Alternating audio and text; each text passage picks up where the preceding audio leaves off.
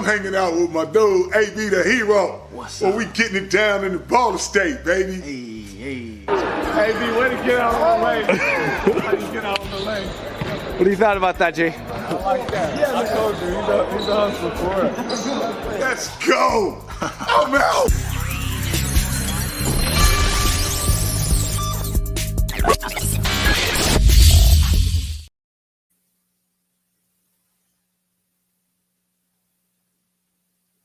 What's up? What's up? What's up? What's up? What's up? What's up? It's your main man, AB the Hero. We back. We got another live stream going tonight. Nothing too crazy. We're gonna talk some sports. I've been tapped in with this NBA playoffs, and just watching the NBA playoffs as of late got me asking this question.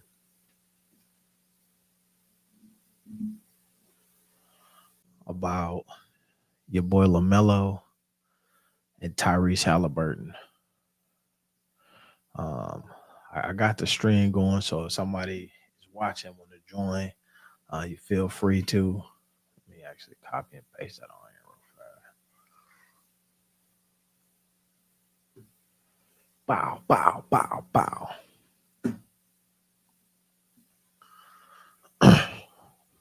All right, so for me, I don't know if you've been tapped in, but I've been watching NBA playoffs heavy.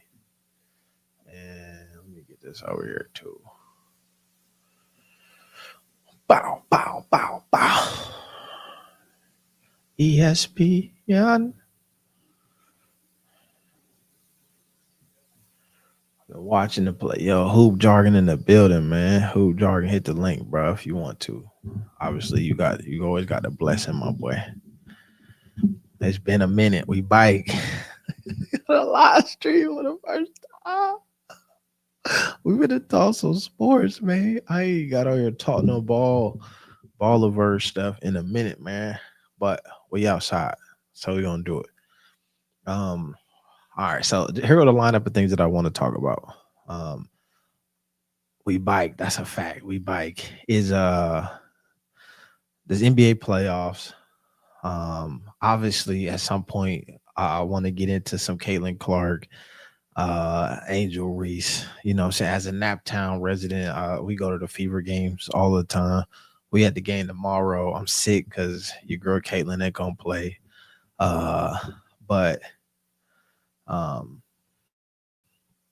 we'll be there nonetheless. We was there last week, watching them play. So we got to talk about that. I also want to talk about my dude Shedeur Sanders. It's some shit that we just got to catch up on. That I feel like if we would have been going strong, we would have covered some of these topics.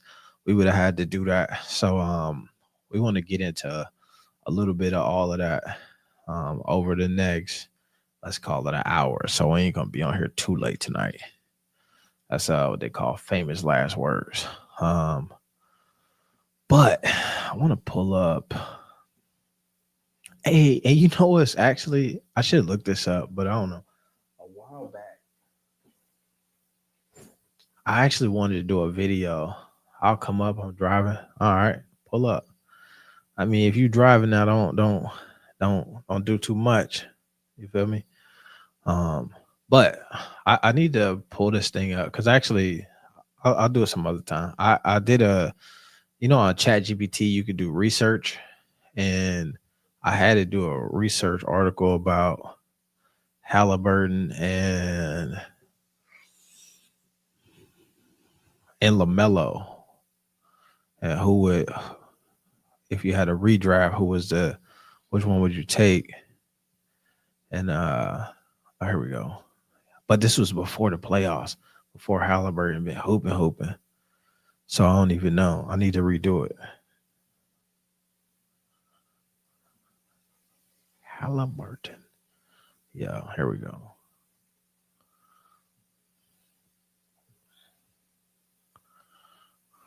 Yeah. But when was this? There's no dates on here, is it? If If I knew when that was, I would play it. But it's hella old. So I actually need to do that again. I'm gonna redo that. I would like to come.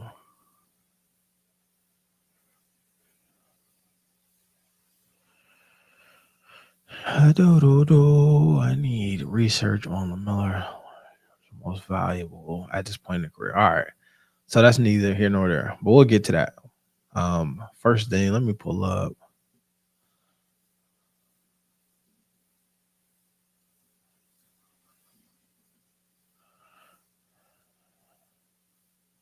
I want to start here.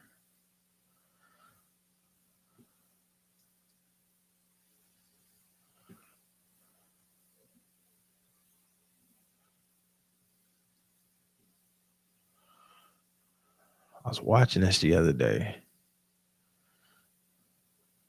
and this conversation was coming up. Is Tyrese Halliburton a superstar? And I listened to Gil's Arena talk about it, and some other folks. Let me see. Can I find the Gil's Arena one?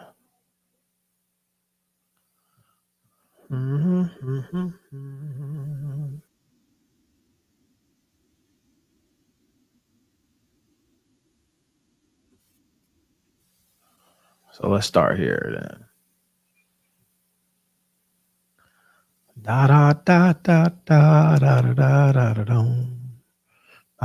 da da. Also, if you in there watching, man, let me know. Hit in the chat. Let me know where you from. That's cool.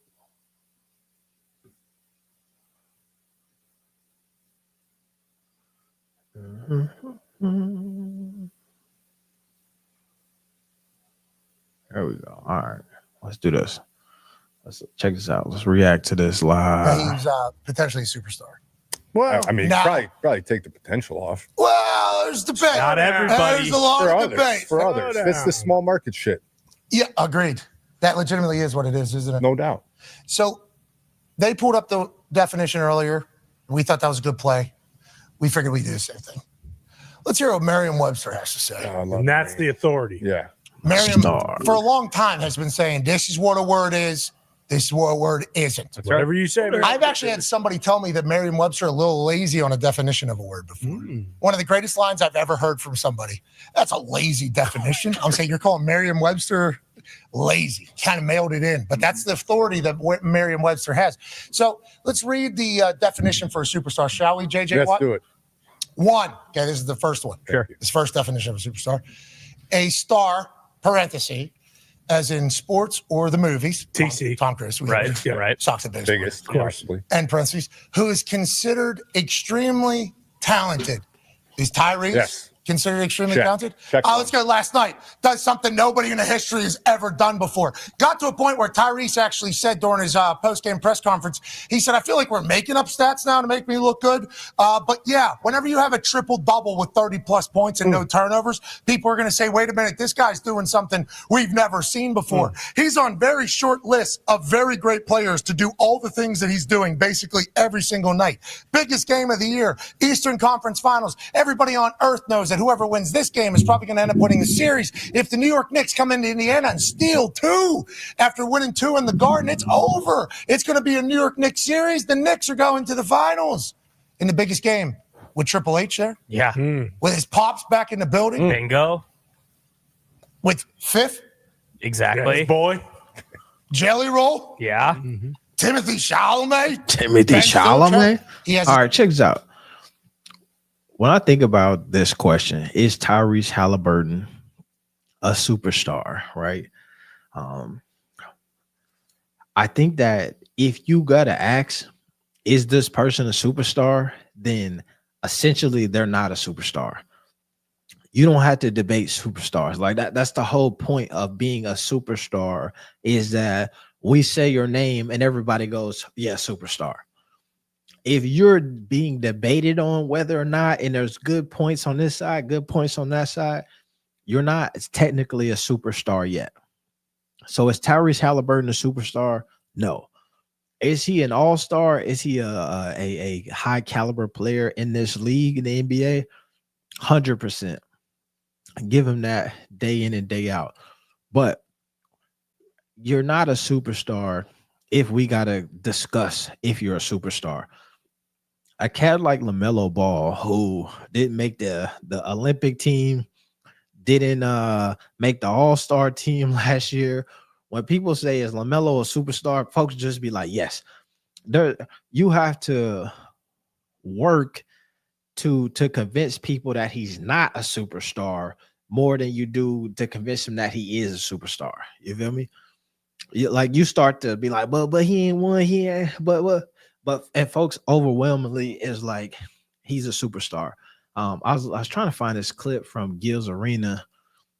Let me see if I can still find it. And they kind of talked about this, and essentially, as they were talking about, I was like, man, they doing too much. Like he a superstar, and I think that from my perspective, I live here in Indy. And because I live here in Indy, I understand the cult classic that is this Pacer team in the city, right? I understand the legacy, the lineage. I understand where the culture of basketball is in Indiana. So in the city, he a top tier A-list superstar can walk into anywhere and it'll be like Michael Jackson just walked in the building. Indiana great as well. That's the type of command Tyrese Halliburton has here in Indianapolis. But what I will tell you, and this is the crazy part, is when LaMelo is hooping, that's also the type of command that LaMelo got when he pull up in Indianapolis. Right. It's not quite the Caitlin Clark effect, because when you start talking about superstars, you realize that there's tiers to it. And there's something called the megastar. And that's where Caitlin Clark is, right? Superstar is something else. If LaMelo Ball ever gets on a team that actually is winning something and playing great basketball, he's skipping superstar conversation and going straight to is he a megastar? And it won't even be a conversation. It'll just be people saying LaMelo is a megastar. And so from that standpoint, you see that you see the ascension of Tyrese Halliburton, I would say, because when we get to this conversation that I want to have about which one would you take? Would you take a LaMelo Ball? Would you take a Tyrese Halliburton on your team? Which one is the one that would tickle your fancy if you're a GM? I'm somebody who thinks that LaMelo right now is catching a raw deal over there in Charlotte because they won't put the pieces around him, right? And you see that it's not just small market. Small market is just not the issue, because what they're doing here in Indy. When you go up to Minnesota and you see what's happening with Ant-Man, all cats from the same draft, you see that if done right, a small market could build something around a star player like a LaMelo Ball, like a Tyrese Halliburton, like an Anthony Edwards, and they could go on a rush. I think that what's happening in Charlotte is stifling LaMelo Ball's, I don't want to say growth, because I think he's growing as a player, but I think there's something that is missing, like all of the accolades that he could have, all these all NBAs, all these all stars. It's the same thing that's happening over there with Trae Young. I don't know. I would say Trae Young is probably also one of those cats who benefited so much from his team and being the guy on there, right? I think you put Trae Young on a different squad. You know what I mean? He go from being Trae Young to Aaron Gordon, right? Aaron Gordon in Orlando was that deal. He was some, you know what I'm saying, a force to be reckoned with. You put him out there with Jokic and them boys, and he's solid, a really good player, but he's Aaron Gordon, right? Andre Iguodala, if you go way back when he was with the 76ers, Andre Iguodala was shaping up to be all-star level guy. You start moving him around, and now all of a sudden you just become a really, really, really, really, really, really good role player or piece of a player, piece of a team or something like that. So I think that's part of the conversation. Let me go back here though. Let's finish watching this. His biggest night, triple-double. So I'd say he's extremely talented. Let's go back to that definition, post-comma. Stop me if I'm wrong on any of this, JJ. I will. You got a big ring. Has great public appeal. Well, I guess in New York, probably not, right? Yeah, in Madison Square Garden. or Milwaukee. Yeah, but is there anywhere other than those cities? Like, do places exist other than those cities? LA, couple. Los Angeles, I guess that is a place that exists. Boston. How about Miami? Does our city? Oh man, we got my man Hoop Jargon in the building. Oh man, we've been graced with the presence of a real one there. And you got a new avatar since the last time I see you. New profile pic. Yes, sir. Got to represent my lake show, man. This is what we reduced to right now. I just realized who that is. That's the LeBron pic, huh? With him peeking up at the camera. I just realized. Okay, yeah. I see it. I see the vision. Yeah, man. How you been though? You good? Yeah, man. I just got through recording a video, man. I go to Studio City. I've been like the last little putting some change. Been getting in the lab, trying to get back at it, man. You know how I go, man. We've been at it for a minute, but when you get back into it, you got to get into it. So yeah, man. Yeah. I dig that. Yeah. So you going? You say you went to a studio to do it. So you taking it up a notch then, huh? Yeah, man. So funny backstory. My middle school art teacher for 8th and 9th grade. Well, middle school and high school art teacher. She back home in Houston. She left teaching like 20 years ago, and her husband moved to LA to do film production. Okay. So they've been doing that since been pimping. So they pretty much are like phasing out. They still do production, for like reality TV shows, but they took a liking to my podcast. So as of the last like month and some change, so my, a lot of people, been saying like they like how my production stepped up. So my art teacher's husband has been basically curating my videos to like edit them and like, get to, to pop off. So, that relationship I built when I was like 14, 15 years old, now I'm 41. They live out there in Studio City, which is like where all the producers are, out here in LA. So yeah, man, I go to their house at their little studio to make my content as the last like month or some change.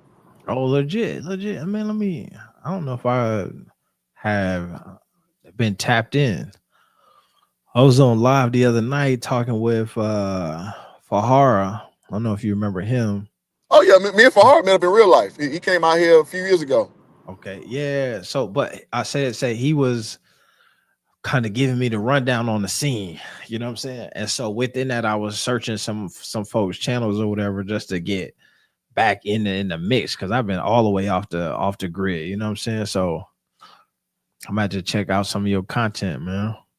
Yeah, do that, man. Me and Fahara met up, man. He's from Memphis. I think he's living in San Diego at the time. Yep. Me and the Pope met up in real life a few times, man. Like, so yeah, man, this YouTube stuff extends past these streams, bro.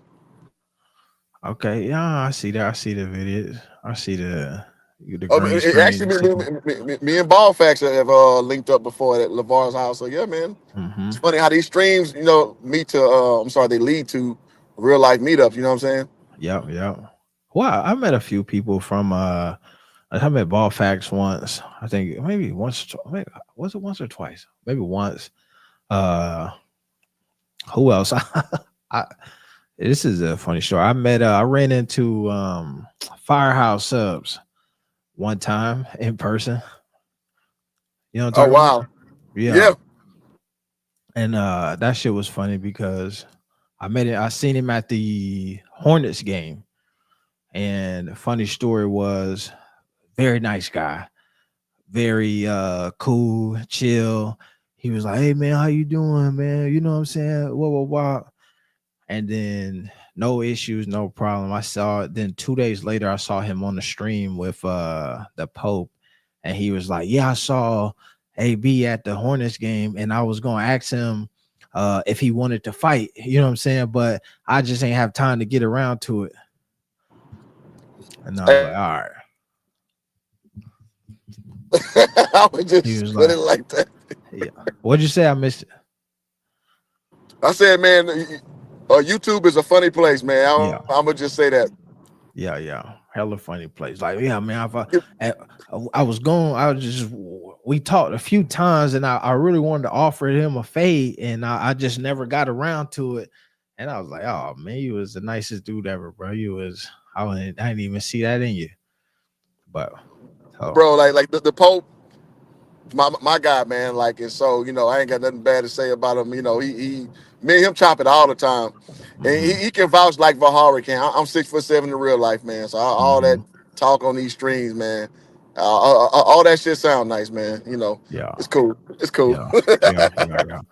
Yeah, I would love to meet the Pope, man. I feel like there's a bunch of names on here, people who I done talked to for like years and years and years. You know what I'm saying? And so, would be dope to like meet up in real life and do some content, do some talking. You know what I mean? Something. Well, we'll see. Yeah, he cool, man. He's straight, man. He straight shooter kind of guy. We actually made a podcast. We didn't release it yet with his homie. He's out there in South Central. We talking about Bronny when he first got drafted and all that. So maybe he'll put it out. But yeah, man, like I got to chop like real time with Pope, man, and Fahara got to hang out with him. He came actually to my apartment and interviewed me in my apartment in 2021. I want to say. Yeah, man. So it's a cool community, man. And again, ball facts, cool dude in real life. So it's fun to like actually put a real face behind the personalities and all that good stuff. So yeah, man, it's good, good to circle the wagons and and still re-ingratiate yourself with folks. Yeah, exactly, for sure, man, for sure, man. What's been some of the hot topics you've been discussing lately, man? What's on your heart in this sports world? Yeah, man. So what you was talking about, Shedeur, I've been covering Shedeur, shout out to DJ Ron Cut, man. We was like one of the first two dudes on YouTube talking about Shedeur Yep. at freaking Jackson State. So it's awesome to see where his storylines come out. And I put a video out lately, about his Browns situation before, they went to minicamp. I was like, he can absolutely win a starting position quicker than you think. And I saw that what's the show with Shady McCoy speak? Like the facility rather. They were speaking the same thing, and I said it first, but I'm not saying they copied off me. I'm not saying that, but what I'm saying, like, that's cool about that. And also, man, I've been having a really good revelation of seeing the old heads like i.e. Jordan coming back to do NBC to talk about the NBA, because I think the NBA needs a facelift to get past these older guys, but to also bring the older guys to come and commentate. So I think that's a really good thing going forward too, man. Because you know how it goes with YouTube, the algorithms and the interest just keeps morphing. So you gotta kind of figure out what the lanes are. You know what I mean? Yep. Yeah. No, I dig that, man. I heard something about Mike coming back to do TV or whatever, and that's next season. Yeah, it's gonna be this coming season. Yeah. That'd be clutch, man. I'd love to hear Mike's take on stuff. I feel like Mike is one of them superstars who, like, outside of the commercials, outside of all that stuff, like, he don't really got no sound bites. You know what I'm saying? Like, they just had that documentary, and we got that. I took that personal sound bite from him, but just like coming up through the ranks, like, we just don't even know Mike's voice like that. You know what I mean? Yeah, I kind of lose that when I made the video. Like the mystique of Mike is like he don't put a lot of stuff out. Like he doesn't talk about social issues. He doesn't really talk about personal things. It's like it's all on the behest of when he wants to do it, and like does he trust the media around? Like obviously, Amar Rashad was his tentacle to the media thing, and once it wasn't that, it was nothing. You know what I'm saying? So it's good to see Mike coming out of basically a second form of retirement to actually come out and speak probably extemporaneously and just putting his words out there. Whereas we never really had that for Mike. He just was always calculated. You know what I mean? Yep. Yep. Yeah. No, I'm excited for that too. Just for that. Just because I think there's that one time, what's it? Kobe had the basketball show, like the X's and O's. They started it with him. Yeah. And they kind of bled that off, and then what you see with LeBron and kind of giving insights into his like basketball mind.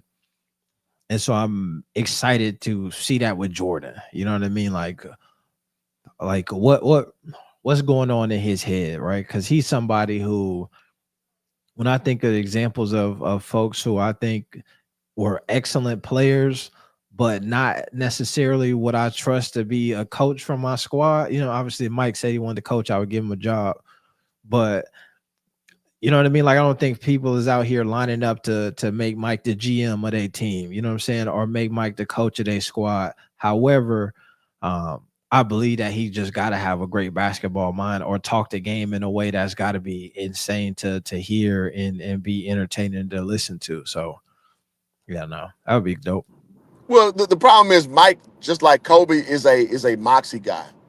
Like, those dudes expect you to be on a high level, and they not necessarily they don't have patience. So, and also they may be overzealous with their selection of people. Like, as we saw, Mike selecting Michael Kidd Gilchrist and Augustine, and it's another big he selected, just wasn't great. Getting Gerald Wallace, like he's just not.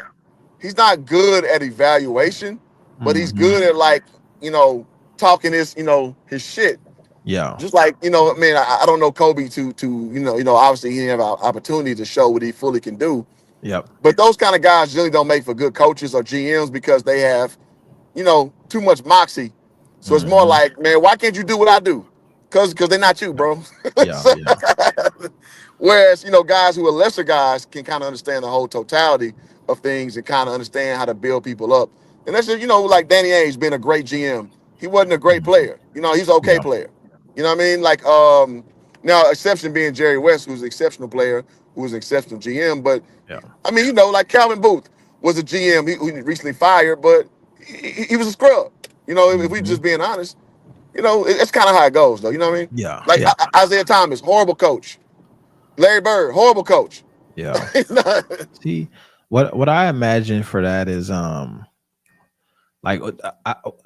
for example, I think Kobe, if he would have gotten into coaching on the trajectory that he was in, I could have seen him actually being good. Because I think what makes a lot of those guys not great in those positions is you go from being a great player, and some of them, just take a break for a minute, go talk on TV for a little bit, and then you go step into coaching, and you want to, like you said, you still kind of disillusioned by how good you were, and you were thinking that everybody should be at that standard when they wake up.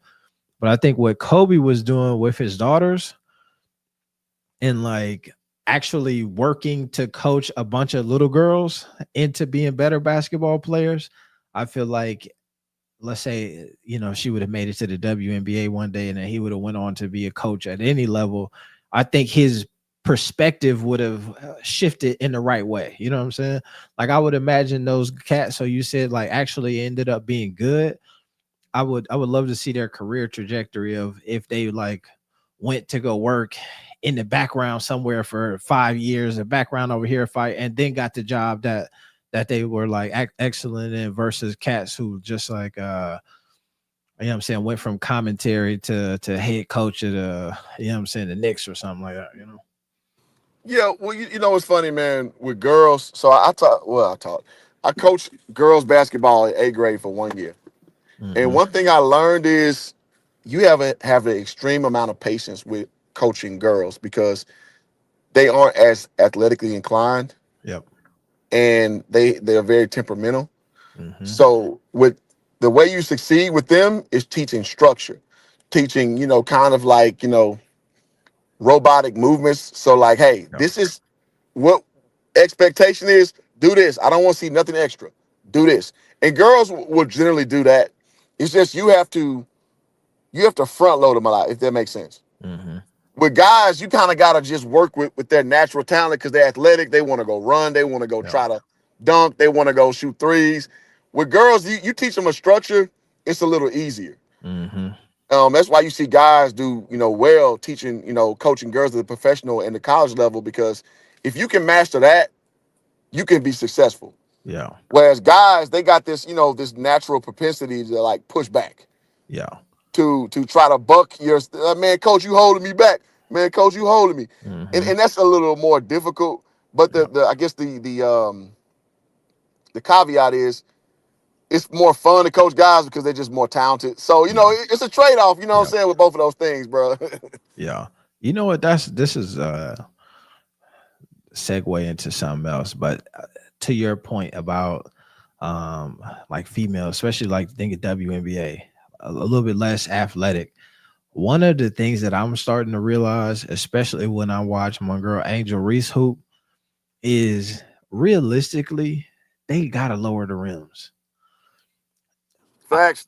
If they lower them rims, I don't know what the exact foot should be, if it's 9, 8.5 or whatever, but I think that they're missing out on the ability to dunk. And I don't think people really take into account how efficient the dunk is, right? So I think when they saw folks start looking at, let's for Angel Reese example, her percentages of layups around the rim, and it's harder when you're playing against good defenders to just make a simple layup than it would be if you Dwight Howard and you can just catch a lob and dunking it. You know what I'm saying? Like if we could throw it up high to you, you can go and get it. That's another level. That, you know what I mean? It's just easier than you got to pump fake. You got to figure out how to go in. I just watched Halliburton come in there tonight and try to do one of them layups and somebody swatted his shit into the stands. You know what I'm saying? Like it's harder. You feel me? Well, so here's the thing, man.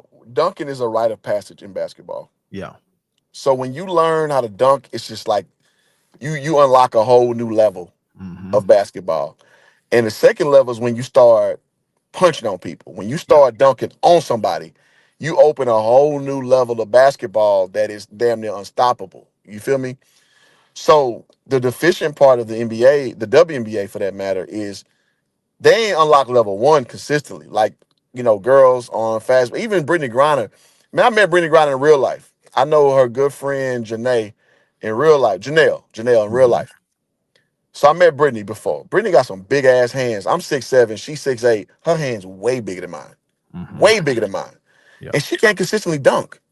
Yeah. In my prime, I had a 40-inch vert. I just put my arm in the rim when I was in my prime. Like I can't dunk at all now. I'm 41. I'm washed. But my point is, when I learned how to dunk on somebody, I feel like the whole court was open. Yeah. And people used to, and I look at some of, my old college things sometimes when I dunk on somebody, I see how people react in the audience. Like, that's what the spirit of, basketball is, when you can embarrass somebody like that and put them in, we call it put them in the basket. The WNBA, they don't have that element, and that's going to always be crippling to them. Now, the cheat code is a chick like Caitlin, who's shooting those deep threes. And as we've kind of seen since Steph Curry, and going forward, that's kind of equivalent to the dunk on some level. Yep. A deep ass three can get the adrenaline going the same way. So to your point, either they're gonna have to figure out lowering the goals, but we know the pride with the athletes, they think that that's demeaning, and I understand that. I get it. You want to be on the same plane as men, but the reality is, y'all game is boring.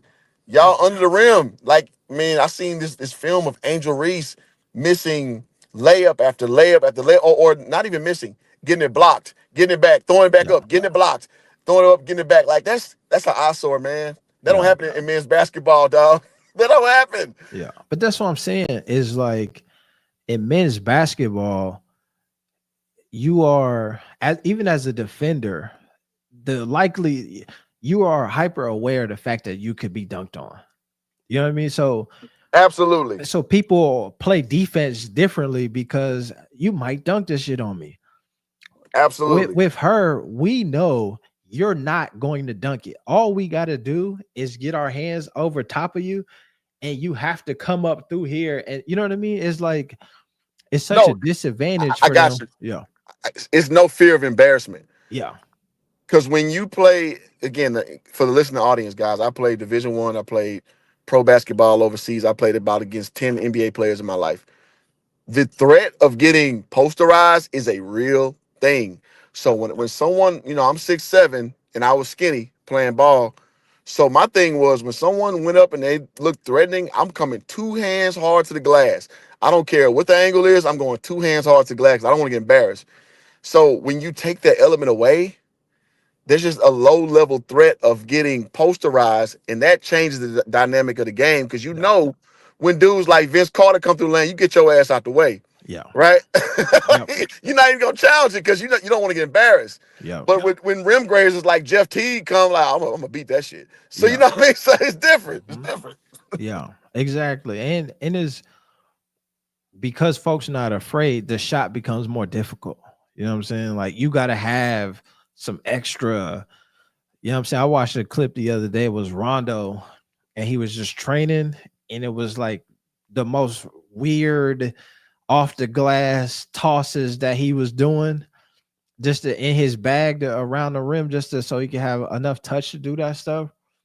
Which also is partly, you know what I'm saying, like you said earlier, he's a dude, so he got a different level of athleticism, so he can, you know what I mean, muster that ball up in different ways. But you really got to have something special in you if everybody knows you're going to lay it up and everybody know you're going to lay it up with the same hand every time, no matter what.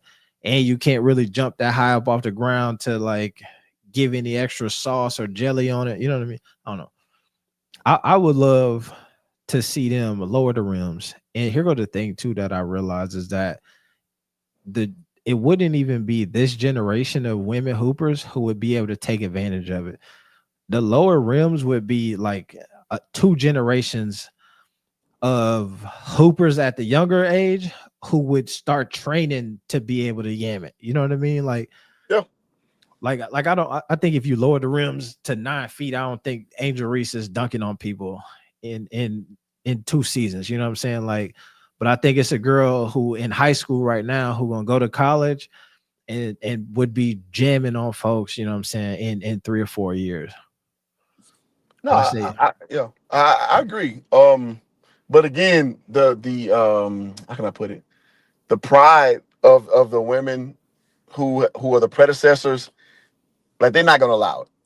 Yeah. Because they think, because I mean, let's look back at where the WNBA started. We're talking about mid to late 90s. Mm-hmm. The kind of commercials that ran at the time was like Mia Hamm versus like Michael Jordan. Anything you can do, I can do better. That's when that feminist thing kind of started just popping off in the sports realm, right? So when the WNBA came in, that whole thing was we got next. Yep. So like y'all, the NBA, y'all doing y'all thing, but we up next. We the next best thing. And man, and shout out to pioneers like Cynthia Cooper, even though Cheryl Swoops a big ass hater. Shout out to Cheryl Swoops because she was a baller. Tina Thompson, Rebecca Lobo, you name it. Nancy Lieberman Klein. But here's the thing. And listen, man, Coop, I know Coop in real life. Coop was the coach of the women's team at Prairie View and University when I played for the men's team. Coop don't think she less than nobody she ever stepped to. She got this iconic photo with her, Kobe, Jordan, LeBron, and somebody else. Like Coop is in that pantheon of one of the coldest to ever do it. But if you put Coop on the court with 5 dudes, she gonna think different because she'll kill her. That's how she think. But in reality, no. Like you're not the same. I'm sorry. The 15 dude we're gonna watch Coop. Dudes in college gonna watch Coop. But that's not how she views it. So ultimately, what I'm saying is that they're never gonna concede. They're never gonna see themselves as less than. Even though when you watch with your 2 human eyes, if you watch the dunks in WNBA like Griner and what's old girl just got Candace Parker, Lisa Leslie, Tamika Snow, some weak ass dunks, dog. Yeah. Some weak ass dunks. Like that's 10th grade high school can replicate that shit. If we're being honest. Yeah. And now, well, fuck it. These days, 8th graders can do that. Yeah. On the boys' side. You feel me? So I saw a video the other day of this 13-year-old, 7'4" kid just looking like doggone Wemby Jr. Like, so the men's and women game is just so different. And to juxtapose it, I saw this 7'2" Chinese chick who just hella uncoordinated. She got a lot of work. You know what I mean? Mm-hmm. So in the social climate, they are WNBA players are so attached to that they're not willing to merge over into a reality. Whereas if the game was faster, if y'all was dunking on, fellow players, it would garner more interest. Or if y'all all can learn how to shoot like Caitlin, then yeah, Yeah. it's more interesting. Here's what I tell you too, and this is so I live in Indy, right? So we go to Fever games all the time, and what I can tell you is I think that people think what makes Caitlin Clark special is her threes, and that's part of it, but really it's the 3-point shot, that's part of it, but it's her ability to pass the ball. To me, that is what set her apart from anybody on the court at any time in the WNBA. Like a lot of them girls could let that thing fly, but nobody. It's such a night and day difference watching that team when she's on the court, because it's like Oh, for somehow sure. I don't know how you saw that lane to toss it and bounce it, but she got, and that to me is the thing that make her so special, because even if she don't shoot it, she just will make a pass and everybody be like, God damn, like how you know what I mean? Like where did that come from? And so I think that's such a underrated part of her game. But I think like when I think of scorers, you know what I'm saying? Like you got Kelsey Plum, you got a few of them who can let it fly if they get hot. But her handle and her ability to pass that shit is insane. Well, yeah, because she presents herself, and like coaches always told me in college, man, be a threat. Mhm. So, and what they mean by that is you have to always make the defense guess what you're gonna do. Yeah. So Caitlin is a threat that normally is not presented because, to your point, she can dish it off on an angle like on some Luka Doncic shit or some Ricky Rubio shit, or LeBron James shit, where like you didn't even see the angle, but she sees it, 2 steps ahead. She also has the ability to drive by. Now she, in my opinion, need to work on that floater to finish a little more, but she has the ability to threaten you to go to the paint, and of course we know she can shoot from the logo. So that's something that we call that being a triple threat that you don't see in the women's game like that, because even with Asia Wilson, man, Asia Wilson's a beast. Asia Wilson is uh, a marvel, the best player in the WNBA, obviously. But as a part of, like, if we're just kind of gauging if where Asia Wilson is right now and where Caitlin Clark would be in 2-3 years, I think the imagination lends itself to like Caitlin is just something we ain't seen. Yes, 100%. And that's the whole thing. And then whether people hate people or they over glaze, that's the terminology now. Yeah. Where they over glaze Caitlin. The thing is, we're seeing something that we ain't seen. Now, I'm not saying Asia Wilson ain't something we ain't seen, because she's special. She's very special. She got a really solid, fluid game. But Caitlin just something else, though. Like it is what it is, dog. Yeah, it's something different. Asia Wilson is like, here's how I can explain it. Is a couple years ago, like I said, I live in Indy. So before Caitlin was on the team, like you could get tickets to go to the Fever game for the low, right? For sure. And so one day, and this I'm aware of the WNBA, but I'm not tapped in all that way. But they had courtside seats, $98 a ticket. So I'm like, my son, like, shit, we're going to sit courtside at the WNBA game. I don't even know who playing. I ain't even care. I just like courtside tickets, $100 a piece. We going. Feet on the hardwood courtside. You know what I'm saying? Spiked out type courtside. And I'm watching the game and I'm like, damn, these girls look familiar. And I realized, okay, that's Kelsey Plum, right? I remember her from Washington. She was there the season when Markelle Fultz was going off. They both was going off. She's like, you know what I mean? Like I recognized her. And then Asia Wilson was on the team at the time too. And just watching her play, I could tell, like, damn, like she's good. You know what I'm saying? Yeah. But I didn't think to myself, like, oh, these are like the best basketball players in the world. You know what I'm saying? And wasn't like I said, I wasn't tapped in. But that season, they went on to go ahead and win the WNBA championship that year. So what I'm saying is, like, I'm watching that game as a casual, and I didn't walk away. They killed the Fever, but I didn't walk away from that game like, oh, them girls right there about to win the WNBA championship. That's how good they was. You know what I'm saying? Like, Yeah, y'all good, but I ain't seeing nothing. I watched Caitlin Clark. We went to the preseason game, her first game where she played here in Indy. And I was like, God damn. Like, you know what I'm saying? Like, what? Hold on a second. You know, it looked different. It feel different. And I could tell you this, that I'm an advocate for Angel Reese. You know what I'm saying? Okay. When the Sky come to town, if I wanted to be messy, I'd wear a Angel Reese jersey to the game. You know what I'm saying? Yeah. Just as a supporter, you know what I'm saying? I be struggling. Me and my wife get into it sometimes because we watch the Fever games and I want to root for them, but at the same time, like, I be wanting them to lose sometimes, like low key. Just because I know the better they do, the more shit that's gonna fall on my girl Angel Reese. And even though I'm a fan, you know what I'm saying, and I be rooting, and I think that hella talented. They got a girl for the Fever named Kelsey Mitchell, who is a dog. I think she could play in the G League, to be honest. But that's neither here nor there. But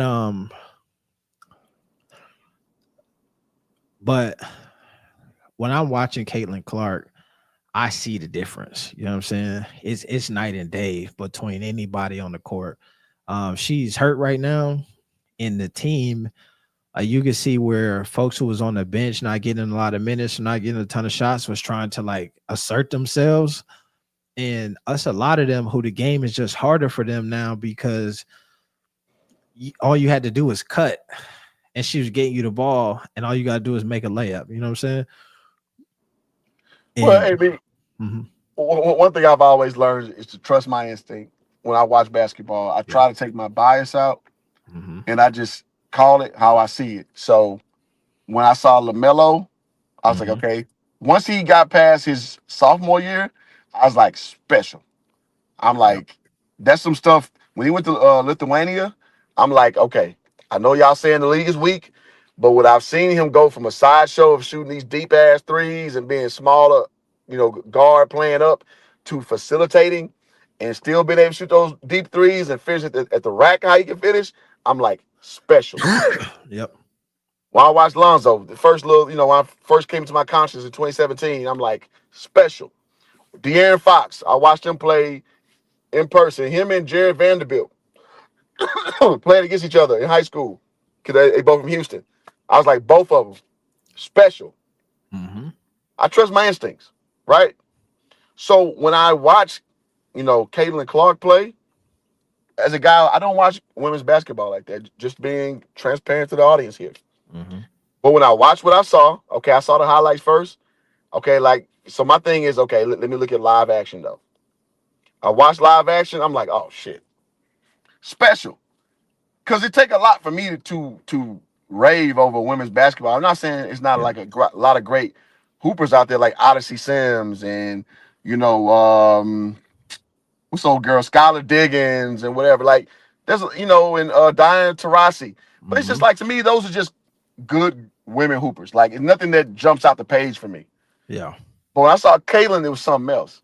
Now I know you're an Angel Reese advocate. To me, I just see a Dennis Rodman kind of chick. To me, I said that off rip. To me, it's nothing special to me. But she works hard, and I give her credit. She worked hard. She's a hard worker. But Caitlin's just something else. Like, it's something that I want to watch because I don't. You know, my instinct is not to watch women's basketball like that. I'm not. It doesn't intrigue me. Watching Caitlin intrigued me because I'm seeing something I've never seen. Because again, like we led in with, I'm not seeing women get dunked on, so that's, you know, always a buy-in. Mm-hmm. But when I'm seeing logo threes consistently being shot, I'm Yeah. like, okay, I can watch that. I Yeah. can watch that. So yeah, man, and that's just what it is, man. And so, you know, and I talked about this on my channel, how like a lot of like old heads and like media pundits, women we talking, it's like they fighting against their own prosperity. Yeah. And it's interesting to observe, man. It's Yeah. very interesting to observe. See, I always hear people say that, and I don't think that that's what it is. Okay. I think that folks just talking about the game the way that everybody always talk about the game. You know what I'm saying? Like, and I think people take it personal with Caitlin Clark so much. Like I think that there's a group of people who actually think that folks hate Caitlin Clark. And I always tell people, bro, nobody hates Caitlin Clark for real. You know what I'm saying? There's nobody who actually watches the games and who comes away from it being like, I don't think she plays good basketball. You know what I'm saying? Or who thinks that she's not. No, I don't think nobody does that for real. But I do think that there's a part of every level of hoops or competition that if you ask, do I think XYZ is better than me? Even if in the back of your head you think that they better than you, depending on the circumstance, 9 times out of 10 you're gonna say no. Or at least she got to show me, or you know what I'm saying, she gonna have to earn it. She gonna do such a. It's the same shit they did with LeBron, and then eventually Bron got in the league and did his thing, and everybody was like, "Oh, actually, he is the king." You know what I'm saying? And Well, I go think ahead. I think that is what's going on with her, and I think that there's this like I listened to what's his name, Dave Portnoy, the other day, and he's trying to like come up with all of these reasons why people don't like Angel Reese in relation to Caitlin Clark, and people actually think that people being racistly biased to Caitlin Clark, in which I think is crazy as hell.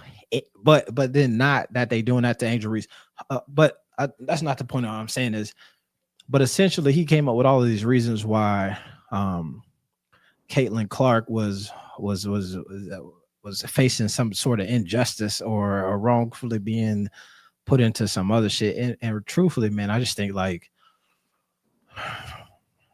it's just folks trying to be fans a little bit, and folks trying to act like they got some pride and some shit that they probably care about but don't really care about.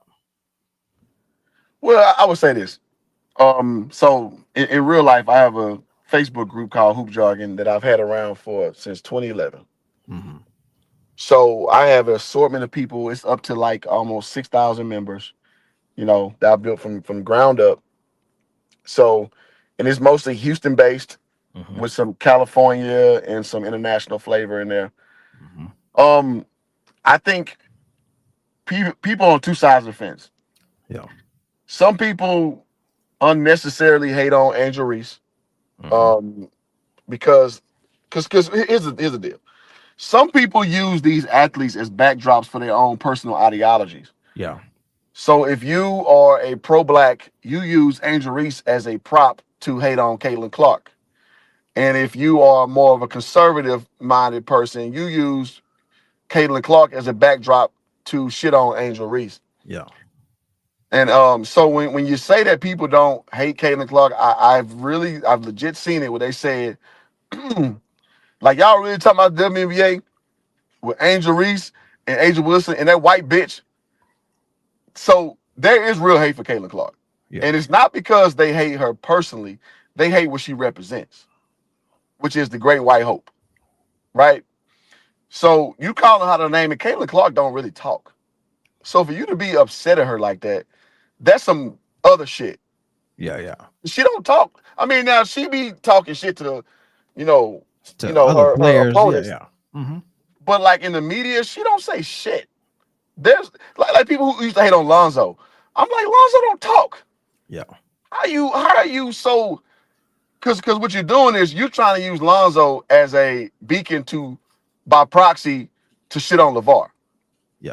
Because Lonzo don't talk. LaMelo talks. So, I mean, if you want to try to formulate some shit against LaMelo a shit talker, so I get it. You know, maybe kind of sort of you can try to play that game. But Lonzo don't talk. Zoe is cool. He ain't about that shit. So you're using Lonzo to get at LeVar.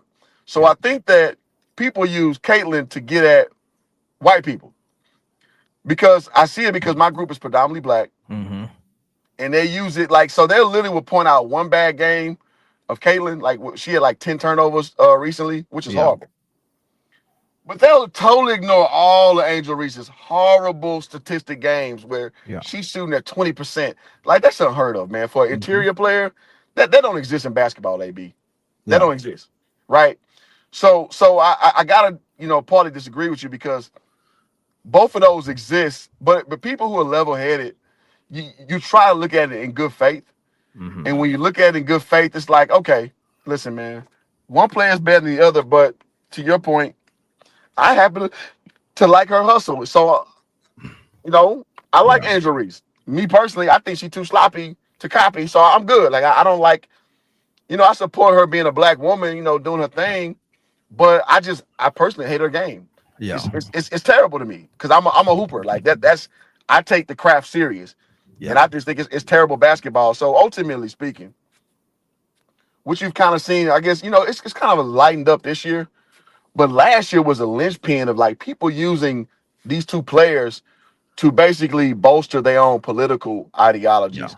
And like you said, nobody hates Caitlyn. I'm gonna disagree with you because Cheryl Swoops hates Caitlyn Clark for sure. That's what I'm saying. For sure. She would not acknowledge nothing she does. And when she's called out to the carpet for being wrong, she doubles and triples down. It's like, Cheryl, come on, man. You were great when you played. But see, that's what I mean when I say people don't actually hate Caitlyn Clark. Is like, I don't think, like I think that when I look at people who talk about Angel Reese, like there are some folks who will critique her game and not be fans of it for sure, right? Mm-hmm. But what I think that you see happen is they critique her game in a way that is like overly excessive. You know what I'm saying? Like if somebody is not great at basketball, but for some reason, like there's you have a strong propensity to just go in, then I think like there's something weird that's happening there, right? But I also think that the way that people look at or talk about her extends past basketball. It extends to like there's a group who will try to make it all about basketball, even though it's like it's too much hate for just somebody who is a post player who misses some shots and get her own rebounds. But then they take it to like, here's how that affects who you are as a person. And then they go in and hate on that. And now here's how you look. And then they go in and hate on you on that stuff. And then I think that it's more likely on that trajectory for it to show up in real life and for her more than it is Caitlyn Clark. You know what I'm saying? Like with Caitlyn Clark, there are people who I think more than anything don't like her, even myself. There are times where I literally find myself being biased against her, but it's not because I don't think she can hoop or I don't like her. It's just that I know when she go off and do something crazy, then the negative repercussion, the immediate like reaction to that is, oh, but Angel Reese is trash and she's not as good.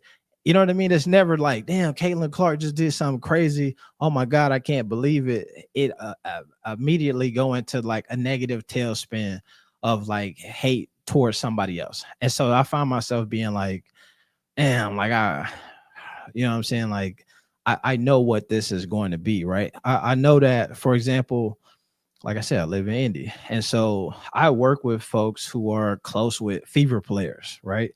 And one of the big things that was happening with the team was that the team was having issues because Caitlyn to throw a pass, they miss it. And then for the next 3 days, their whole inbox would be full of damn, you fucking up Caitlyn assist. Damn, like oh, you so trash. You a bit, you this, you black at. You know what I mean? I got Just off of tricking that off, and so it's the ramifications of like she's so glorified that if you wrong her in any way, you're gonna have to deal with the masses. You know what I'm saying? You could push her, and Dave Portnoy and Barstool Sports is gonna make you look like a classless ghetto chick. You know what I'm saying? Like that's the outcome. Whereas in anywhere else in basketball, you could go elbow somebody in the face, you could do whatever, you could spit on somebody, y'all could drag down, fight, and the repercussions for that is damn, that's just them girls passionate. You breathe on Caitlin Clark the wrong way, or the ref do a wrong call, and for 5 weeks they're gonna be talking about how folks don't like her and they hating on her and then they such and such. And I think that even Cheryl Swoops, I think she's just stubborn, and it's like I like when people say this shit, right? Where celebrities talk about this thing where when you actually meet somebody for the first time, and there'll be somebody who'll be hating on you online forever, and then you see them in person, they be like, "Hey, I was talking about this. Oh boy, Firehouse Subs. I saw that talking hella trash for a while. I saw him in person, the nicest guy ever." You know what I'm saying? If you go through his page, though, you would swear that we had hella smoke. I see him in person, nice guy ever. I feel like that's the type of shit that Caitlin Clark gets sometimes, where people will be like debating her hoops, but you know what I'm saying? She pull up in town, you're gonna get your jersey signed, you're gonna get the stuff. I think Angel Reese got that too, but I think her shit just a little bit darker. Like people's response to her. I would say this. What you're saying is not in good faith incorrect. I think that America being majority white, you're gonna get more Caitlin Clark support just off rip, because off a number standpoint, to your point. Yeah. I think the problem is that, well, you mentioned if you touch on her, you know, everybody go crazy. But year one, Angel Reese hard ass foul to the head. Kennedy, whatever her last name was, unnecessary bump, and you see Angel Reese popping up on the bench after that shit. Like she was getting roughed up because there's disdain amongst, because you know the WNBA is mostly comprised of black athletes, and you got the great white hope coming in, so of course they're gonna feel some type of way. That's just how shit goes. Yeah, but that's what I'm saying. The problem is Angel Reese. Now this year she's had some PR training, so kudos to her team. The problem is last year Angel Reese does not ingratiate herself well with the WNBA populace. And by that I mean people who patronize the game, not her actual constituents, but people who pay and who watch the game. Because she just talk out both sides of her neck too much, and she talk too goddamn much. Now this year, not so much. She's kind of learned to just less is more, and kudos to her for learning, which is, you know, it's maturity. But year one, it's obvious.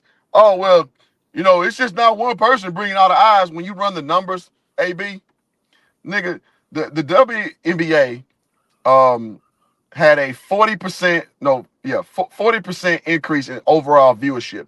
310% from the Fever. The Sky had a 20% bump in attendance. The Fever had a 310% bump. Yeah. So you know who the lion's share of the attention is. Yeah. So when Angel Reese plays this game where she throws rocks and hides her hands, she did it too long last year. Throwing, you know, sneak this. Well, even this year, when, you know, so I made a video on this. And if you want to, we can review the video, and I want you to hear your commentary. Yeah, all right. Angel Reese basically you know, pushed Aaliyah Boston in the back, and she flew out, but whatever. Basketball is basketball, especially girls being sloppy. So Caitlin looks at the referee like, "You're not gonna call that?" So she had the ball, she gathered herself, and she swiped to try to knock the, you know, just basically prevent the easy layup. And Angel Reese ran at her to fight her. And Aaliyah Boston got up and blocked her off, right? Yeah. So, and she was saying, "You crazy girl, what the F wrong with you?" So after the game, Angel Reese goes, well, you know, it's a basketball play. The refs got it right.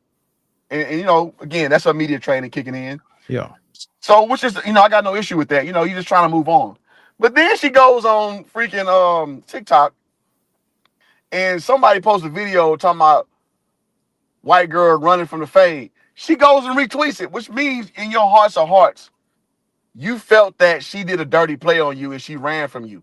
So she don't do herself no favors with her double talk, Yeah. right? Saying like, oh, I'm sexualized and all this, but you go out and put, I mean, excuse my French, you putting your pussy print out, you know what I'm saying, on Twitter last year, right? Like a pussy mode of your vagina and showing that shit, right? You going out with your ass out every chance you get, but you talking about you being sexualized. You talk about you being, well, I'll be the villain, but then you talk about people bullying you. Like, come on, man. You talk out of both sides of your mouth too much. You talk too much. And that's Angel Reese's problem. And that's why she doesn't land well with a lot of people, because you can't be both, man. If you going to be the villain, be the villain. But don't try to play both sides of the fence and garner sympathy when you revel, excuse me, you revel in that villain spirit. But you got to pick a lane. Here's what I'll tell you. And this is, I think it's actually, all right. So it's this idea that I always talk about is the problem with most like sports, especially college sports, like all of the issues that people blame the student athletes for is really adults interjecting themselves into the game, right? So you think NIL, right? Folks be like, man, these athletes getting access to too much money, when realistically it's adults with too much money who are using it to manipulate athletes to move. You know what I'm saying? Like, I'm gonna give you $1 million if you come over here. And so people make it seem like the athletes don't need the opportunity, as opposed to like, you should actually be talking to these adults who sit in the standard and doing all this stuff. And so I think where Angel Reese finds herself into and is there's a media populace who asks questions. And like you said, there's some media training. And then so you have to then not answer a question based on blah, blah, blah, and all this stuff. And so a lot of times I think people talk about Angel Reese as like, if she just get up on the podium and be like, here's the things I want to talk about today. I'm the person who helped bring people eyes to the thing, and not somebody asked a question and I answered it honestly. Or somebody said, how do you feel being a villain? And then I said, well, if I got to be the villain, then I'll do that. And then people would be like, well, she said she wanted to be the villain. And so I think like there are so many instances like that with her where she'll say something and then people will attribute it to something that didn't actually happen. So like she'll say something like, I'm being sexualized. And then people will be like, girl, but look what you're wearing. And realistically, what she's talking about is there was a whole viral clip where they made an AI video of her having sex and it was all over Twitter. And so for her, that's like, yo, I'm being sexualized. They making this weird shit about me. And everybody else is like, yo, but what, look at the clothes you wear. And it's so crazy because, and this is like example, is I was just talking to, like I said, one of my homegirls knows somebody who played for WNBA. So we always had these WNBA conversations. And I was telling her about the Fever here got a new player, Sophie Cunningham, right? And she could hoop a little bit. She looked better when Caitlin was out there than she did when Caitlin wasn't. But like there's two like blonde hair, blue-eyed white girls, Lexi Hall and Sophie Cunningham. And they posted them on the Instagram. So I like clicked on her page. And this girl, her whole timeline is ass naked. Bathing suit, dress with you can see damn near everything. And the overwhelming reaction to that is beautiful. Oh my God, top tier goddess of the WNBA. Oh my, we can't wait for her to come here. And then it's the same equivalent where then Angel Reese will do something and they be like, "Oh my god, nasty bitch, pussy out," you know what I'm saying? Or and so we're talking about this in a WNBA conversation I was having, and she had brought up like this girl Sophie Cunningham went to played in that Unrivaled League, and in the Unrivaled League they have these like tunnel walks, and her and Angel no Lexi Hall and Angel Reese played on the same team, but they all played. So it's a pic, and they had a screenshot of somebody's comment where Angel Reese is walking down there in like a nice feminine attire, and somebody's like, "Look at her ghetto ass nasty dressed like this." And then on the next slide is the young lady Sophie Cunningham, legs out, chest out, everything, and they like, "Oh my god, hard eyes, beautiful." Oh, you know what I'm saying? And so I say all that to say, like, there is a part of this thing where I think people have built up this case against Angel Reese of like, but you did this thing, and you did this thing, and you did this thing, and like, but it's like fake to me, man. We were watching a game over here at my house, and I had some folks over, and it was during the Unrivaled, and Angel Reese was turning up. She played some defense, knocked the ball out of bounds, and was screaming, and they was like, "Look at her attitude." Oh my god, like Indiana, bro. But folks do not like Angel Reese. Like you could wear you wear. They're not going to treat you like they do the Knicks, like they did the dude with the Pacers jersey up in New York when they throwing garbage at them. But it's going to take a lot for folks not to give you hell if you sit up in there with that Angel Reese jersey on. And so it's just the coded language that people use around her, to me, is the issue. Because even like a lot of stuff that you talked about, it's the same shit that Dave Portnoy said. And he was giving this example of how why he don't like her, and he was going back to the national championship game, and a lot of it stemmed from when she did the thing with Caitlin Clark and was taunting her and all that stuff, and he was using that as like it was that, and then XYZ, and then she did this, and all of it was it's just like the thing where I was saying, bro, you could say that you don't like that she did that, and then they were like, but Caitlin Clark did something similar to somebody else, and then but you're missing the fact that folks didn't like when Caitlin did it, which is why she then tried to retaliate, which ended up being not a good thing for her, because you know what I'm saying, she's still taking bullets from that to this day. But I don't know, I just think it's a lot of that. It's just coded. Some of it makes sense. You could tell me that she can't hoop all day, but then like all of the other stuff, man, is the shit that I love from basketball players. I love when my boy come on the Instagram and start subtweeting, and then they going at it. To me, that's interesting. That add to the game. That's also why for example, Caitlin Clark is not playing in the next Sky Fever game in Chicago. And so because of that, the ticket sales, the prices went down. And so folks use that to say, look at that. See, and they pulled up that quote where she said, "Oh, people will show up to watch me." Also, but what realistically is happening though is when the Sky came to here in Indianapolis to play, the tickets was so expensive. I was like, man, I'll just watch it on TV. The next day we went to the game, me and my wife, we bought tickets for everybody. You know what I'm saying? We was trying to, the price, you know what I'm saying? Like there is something that those two do for each other that raises the value of the league. That rivalry matters. So she might not have as much of an effect on the Fever or on the WNBA as Caitlin Clark does, but she got some effect, because I will tell you that they could say the Fever went up 300% in ticket sales, but that's also because they was probably selling out 10%. You know what I mean? And now they sell out the whole arena. So you went from a damn near empty arena to a sold out arena, which is crazy. You know what I'm saying?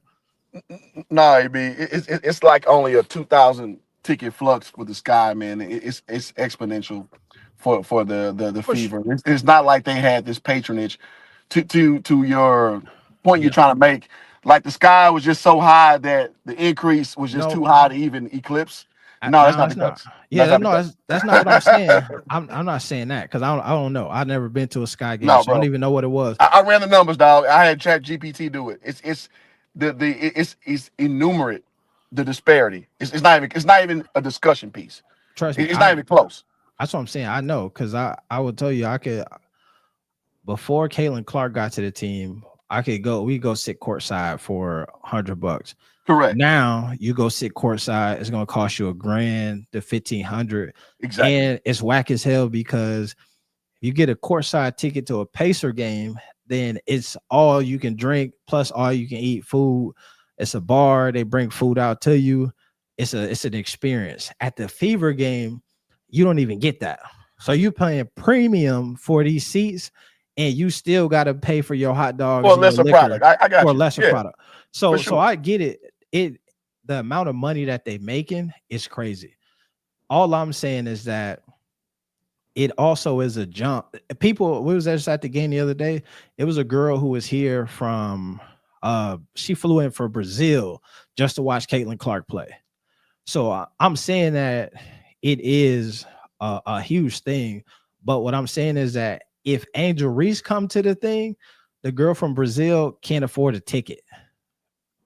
That's all I'm saying. Is that they are one of them is like the super heavyweight, but when the other one walk in, both of their values go up extra 15 to 25% just because they both in the building. And one of them still, you know what I mean? They still got some high value by themselves, but that's the point I was trying to make. Well, I'm making an analogy. Mm-hmm. So together, do they make a explosive product? Yes. 100%. The analogy I'm gonna make is Kaylin is the grenade, Angel Reese is the linchpin inside the grenade. Yeah. So the grenade can't work without the linchpin, true enough. But when you compare value, like Floyd Mayweather and whoever he boxed, it's a 80-20 split. Like, let's be for real. It's a 80-20, and that's probably being generous. It's probably more of a 90-10 split. So ultimately speaking, I got to give Angel Reese credit because, listen, man, she made herself into relevance where her game don't match. Yeah, 100%. You know what I'm saying? And that's just something that, her profile has attributed her. I give her credit for that. But the problem is, again, she talks herself into these situations because, and I wasn't even talking about nothing with the NCAA. I'm just talking about all last year shit and 2 games into this season shit. She has a propensity to put her foot in her mouth because she talked too goddamn much. And I'm just gonna say this, man. I'm from the hood, bro. Mm-hmm. I know ratchet when I see ratchet. Angel Reese is a ratchet. It is what it is. She a ratchet. Yeah. And from her mother on down, look at her mother behavior, bro. The apple don't fall from the tree, man. Come on. So one thing I don't do as a black man is I don't lie about what I see. What I see is what I see. And whether it sounds bad against my race or not, I'm just gonna tell you what I see. And I know a ratchet. Angel Reese is a ratchet. She's a conform ratchet. Like she's trying to reel it in as best as she can. I think she's from like the DMV area. Yeah. If the listening audience, if y'all ain't never been to the DMV area, especially that Prince George's County area, ratchet as hell. Yeah. Dudes and women. It is what it is. All the Baltimore area, ratchet as shit. Now I don't know exactly where she's from, so I don't want to speak improperly. But all I'm saying is this. If she learned the art of just, which she's learning actually, to shut your damn mouth, man. Like, because at the end of the day, you don't ingratiate yourself well with people who are not from your background. Because people who from your background will give you a fair one. They'll give you the benefit of the doubt, right? Problem is, you talking about 13% of U.S. population, a fraction of 13. So, of course, you're going to get that work when you step outside of that realm because you only directly associate with 13% of the U.S. population. Yep. Right? Which is not a great amount. And then you double and you triple down with your mouth because you can't control your goddamn mouth. Yeah. Right? She's very demonstrative. She has a propensity to, and I made a video on it, and feel free to critique it. She's shown time after time after time that you have a slanted view against Caitlin Clark. You just do. And I get it because in your mind, you bring just as much to the table, right, wrong, or indifferent. And old girl is, the belle of the ball. And when reality is, you mentioned about people talking about Angel Reese and her sexualization, but she does it to herself. Because on the other side of the coin, Caitlin Clark is not a freaking she's not an attractive girl. She's not. Yeah. Right? So she don't play that game at all. So there's no sexualization to happen because she's not attractive. What I do see is people say she looked like Mel Gibson. Yeah. What I do see is people say she looked like Jim Carrey with that when he was on not Coming to America. What's the show? In Living Color. Right? So let's keep it real. Angel is a shapely woman. She a good looking woman. And she likes to play off that. What does Shaq say? Who's her mentor? What she should do? Dunking what? Wear them little shorts. Dunking her panties is what Shaq said. Who's her mentor? Who the reason why she got the Reebok contract, right? So my thing is, let's not play slick and loose about what your brand is. That's your brand. Because you put yourself out there. You go to the Met Gala with all your shit out, right? So ultimately speaking, it's self-inflicted damage that you do to yourself. Now, it's a double-edged sword because does it build your brand personally? Absolutely. 100%. That's why you have the most followers of all WNBA players. You got like 4.3 million because people want to see her. And that's why dudes were taking that next step to her point. That's just too far. Putting fake nudes out there like that's some bullshit. But the reason why they see her that way is because how she presents herself. Yeah. As over-sexualized. So dudes who are, horn dogs, they gonna take it to the next level. Don't nobody want to see no Caitlin Clark naked. Because she don't put herself out there like that, and she ain't got the body for it. And again, she don't revel in that spirit. So people, A, they love her game, or B, like we talked about, use her as a backdrop for their racism, because they're clear racists who use Caitlin Clark as their prop, just like they're clear black racists who use Angel Reese as their prop. But we talked about the 13 to 65 split, 55% split. So there's more white racists, to your point, who use Caitlin Clark as a backdrop. Absolutely. Absolutely. You're just a fool not to acknowledge that. Yeah. So ultimately speaking, what I'm looking at is, okay, when all those things mash together, what am I looking at? What am I looking at? What I'm looking at is that one player is way better than the other. One player is driving the WNBA to finally turn a profit with their new revenue, with their new ad revenue TV share contract, where they might actually in 25 years finally turn a profit. Right? And I hear people like Angel Reese going on podcasts saying we need to get paid this, that, and the third, when y'all have had a negative product year after year after year after year after year. And then the old heads like Cheryl Swoops come in where she won't even acknowledge Caitlin. It's just a bad look. It's a bad look. And you mentioned about being sexualized. I give you another one who ain't good. Kaiser Gondezrich, who used to be Jaylen Brown's chick. Yeah. Yep. Who played for Chicago, who's a baddie. You guys listening, Kaiser is a baddie. Yeah. And it was speculated that they had a little three-way going because her and Angel Reese was holding hands, which is weird. But whatever. Yeah. Just imagine Angel Reese with two NBA dudes holding hands. Just, to kind of put things in perspective. That's weird. All right, but whatever. WNBA, they get down like that. We all know what time it is. So ultimately speaking, you bring on the attention that you bring based on your behavior. So again, look like you down with the three-way. You show your little pussy print. You go to the Met with your shit all out. You walk your thing with your ass out. I'm sorry, man. You get what you get. But I think that's what you're describing is is why I feel like I like I said earlier, I'm an Angel Reese advocate.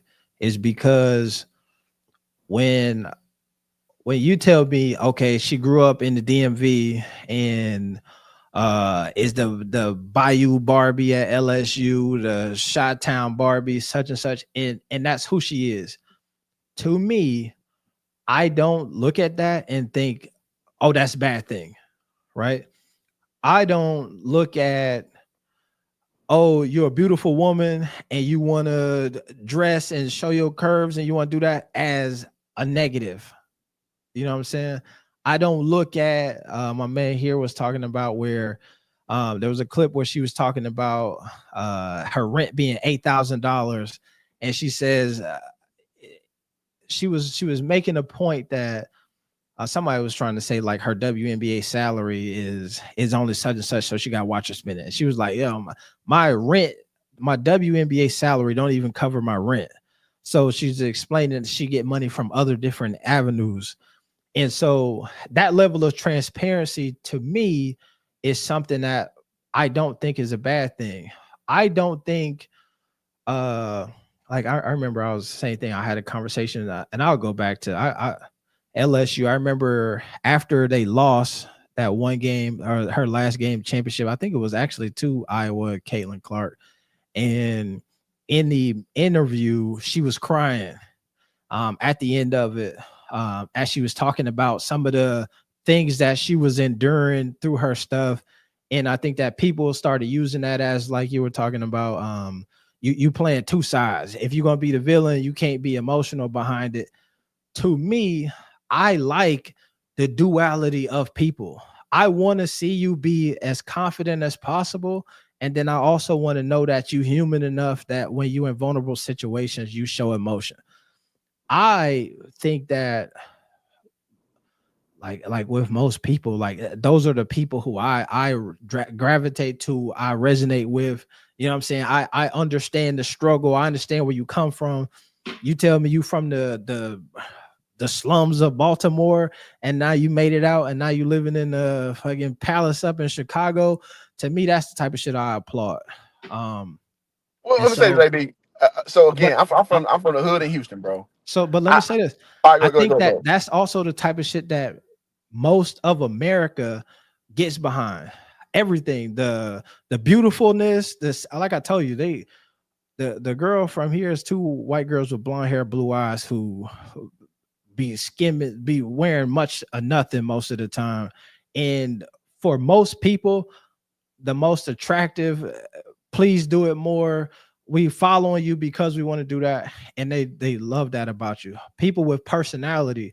When it comes to our superstars in the NBA, we want people who are going to give you raw emotion, unfiltered experiences and all of that stuff. And so I like it. And so I understand, like you said, that there is probably way more white folks, even like in here in the Fever. Right now, white folks are showing up to go watch the Fever play basketball. That's where it was. You know what I'm saying? Before, it was a lot of, I think I saw a poll. I don't know if this is true or not because I saw it online, but they were talking about how a lot of the, not a majority, but there was a strong percentage of WNBA viewership that was from Black men who were bringing their daughters to the game. And I think that has shifted to white families now who are bringing their daughters who want to be Caitlin Clark when they get a chance in the future. And it's for the same reasons as other things where you might not, they might not be all the way like, man, I could be Asia Wilson, but they're thinking like, oh, I could be Caitlin Clark. And now my parents also think like, you know, I'm cool with you actually want to be Caitlin Clark and not Asia Wilson. That's what I saw. My thing is I agree with a lot of what you're saying when it comes to the difference in talent and all of that stuff. But I just think that we use these excuses to be like, here's why we're treating you bad. We're treating you bad because the way that you dress. We're treating you bad because we asked you a question and you answered it, and you might have answered it truthfully. You might have been upset. You might have been such and such. But it's just like this weird dynamic where we give ourselves the pass to say horrible things to somebody because of something that they did. But when what we want you to do is be quiet, don't have no emotions. If we say something to you, act like we didn't say it. If she do something to you, act like you didn't do it. But I like folks who do the opposite of that. And that's why I like her. Fair enough. Well, I would say this. I cover this in my video. Yeah. I think that what works mostly with middle America and most of America is stoicism. You controlling your goddamn emotions. You controlling your image. That's why Jordan was so palatable over every entity, because he didn't talk about politics. He didn't talk about social issues. He was a he was a capitalist, unapologetically, and he was a guy who would just say the right thing and then move on in public. Now, in closed space, Jordan was a grade A asshole. We all know this. Talking about Muggsy Bogues, you little short midget bitch, like, you know, punching teammates. Like, he kept the shit that needed to be in the closet. But when he came to the forefront, Jordan's gonna talk in that same monotone voice. He's gonna give his, answer, and he's gonna move on. Right? I think people like stoicism. 100%. So people who can't control their emotions. So for people like you, listen, man, it's an audience for it. Like, and I don't knock you for liking what you like. But what I'm saying is most people don't like that shit. Yeah. Because that's the whole thing about being polarizing. So yes, it's gonna be a whole bunch of like, but the converse is it's gonna be a whole bunch of hate. Just like Kobe, my favorite athlete of all time. Kobe was polarizing. Because either you loved his arrogance or you hated it. Yeah. That's his fault. He chose to be how he was. 100%. So I'm going to give Angel Reese the same smoke I give Kobe, who's my favorite athlete of all time. Yeah. He brought that shit on himself, being how he was, right? Excuse me. So if we're going to talk about professional sports, people tend to want to give Angel Reese, they want to handle her with kid gloves because you can't say that way about a black woman. I don't give a shit about that. Again, I'm from the hood, bro. Houston, Texas, Acres Homes. If you guys know that, you know. I don't give a shit about none of that background stuff. What are you when you come to the stage, the grand stage? What's your finished product? Everybody from somewhere. Everybody got a story. Everybody got a background. Everybody got grooming. Everybody got bullied. Everybody learned how to work your way up the hierarchy system to be where you are. I don't give a shit about none of that. Me personally. So I'm gonna judge you on that scale. Like, so now you on the highest scale, no matter where you came from. What are you now? So I look at, what she presents herself to be. And again, I gotta keep reiterating, she talks out of both sides of her mouth. So when you do that, I gotta find a through line somewhere. I gotta find a baseline of like, what are you as a person, as a professional? So I can, just judge you on the same plane I judge everybody else on. Not like I'm not judging nobody on a curve just because you come from nothing. I don't give a shit about that. Everybody gotta start it from the bottom. Now we hear story, depending on how you view yourself. You know what I'm saying? So ultimately speaking, I'm giving Angel Reese a fair one. So if you're gonna say you about this, I'm gonna take you at your word. Now, if you start flip-flopping, I don't care what your baseline is. If you deviate from it, I got words for you, right? So that's my whole thing. So when you do shit like that, that's why I be on LeBron ass. LeBron just be, he has this propensity to be passive aggressive. He'll say something and then act like he didn't do this and do that. And he act like he's hands off with the Lakers decisions. When it comes out, Bob Myers blew that up. That Clutch Sports said that if anybody drafted Bronny, he going to Australia, right? So my point is, everything is not always at face value. I'm going to look at what you say you're about and then how things play out. And then I know how to, I know how to evaluate you. So with that being said, I don't give brownie points for emotionalism. I don't care. Everybody got their little temperament. I'm about, how do you play towards being professional? How do you play towards coming to work every day and doing what you're supposed to do? Now, if again, a little bit to your point, I'll give a little points, if you have a little bit of a quirky personality. See, everybody not the same. That's fine. But when you start to deviate and you say one thing and do another, I'm gonna be on your ass. So with Angel Reese, again, I just don't see consistency of what she says that she's about, Yeah. and then what she goes and does. So again, you going showing your ass, people gonna think of you in a sexual way because she's an attractive woman who's curvy, tall, curvy. You can say her, facially, some people say some things about her, but I think she's a cute girl overall. But like, she's a very attractive woman. So either you gonna play into this Barbie thing or you're not. Mm-hmm. You can't be like, okay, I'm Barbie and I'm showing my ass and I got my little pussy print and all this. Oh, but don't look at me sexually. No, people gonna take you at your word. Yeah. People gonna judge you as such because you put yourself out there like that. How they say, no takebacks. No takebacks. You can't do that. So all I'm saying is, ultimately speaking, Angel Reese,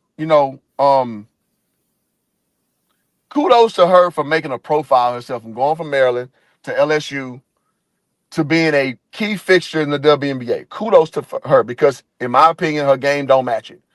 But kudos for her for doing that. I don't hate no black woman for, making a carving a life for herself, and making a lane. But my thing is, you don't get it always. Just like Caitlin Clark.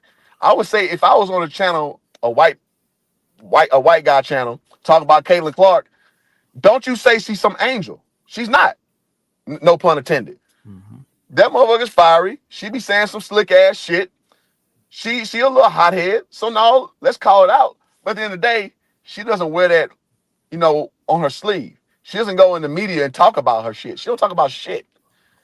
Can somebody give me a Caitlin in the listening audience? Can somebody give me a Caitlin Clark soundbite? There's nothing.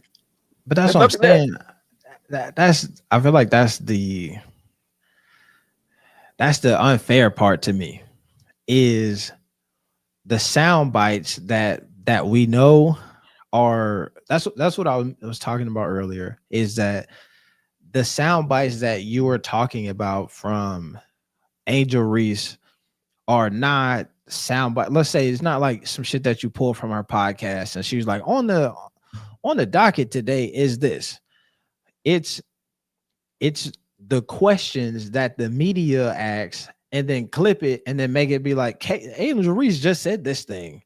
Angel Reese just said that she don't want to be sexualized. When we asked Make her herself too about, available, AB. but that's what I'm saying though, is here it's a two-way street, right? Like you said, it's the gift and the curse of, if she's not that person, she is definitely not who she is today. You know what I'm saying? Like, she's growing. Yeah, she's maturing for sure. Well, no, I don't mean in a mature standpoint. I'm just saying from a notoriety standpoint.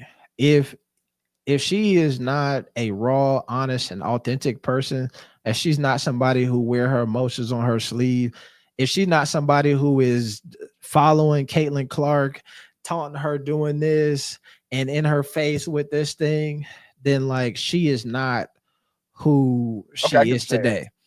Right. And the interesting part though about that, and this is why it relates so much to her, is that it wasn't like she became that person when she met Caitlin Clark, right?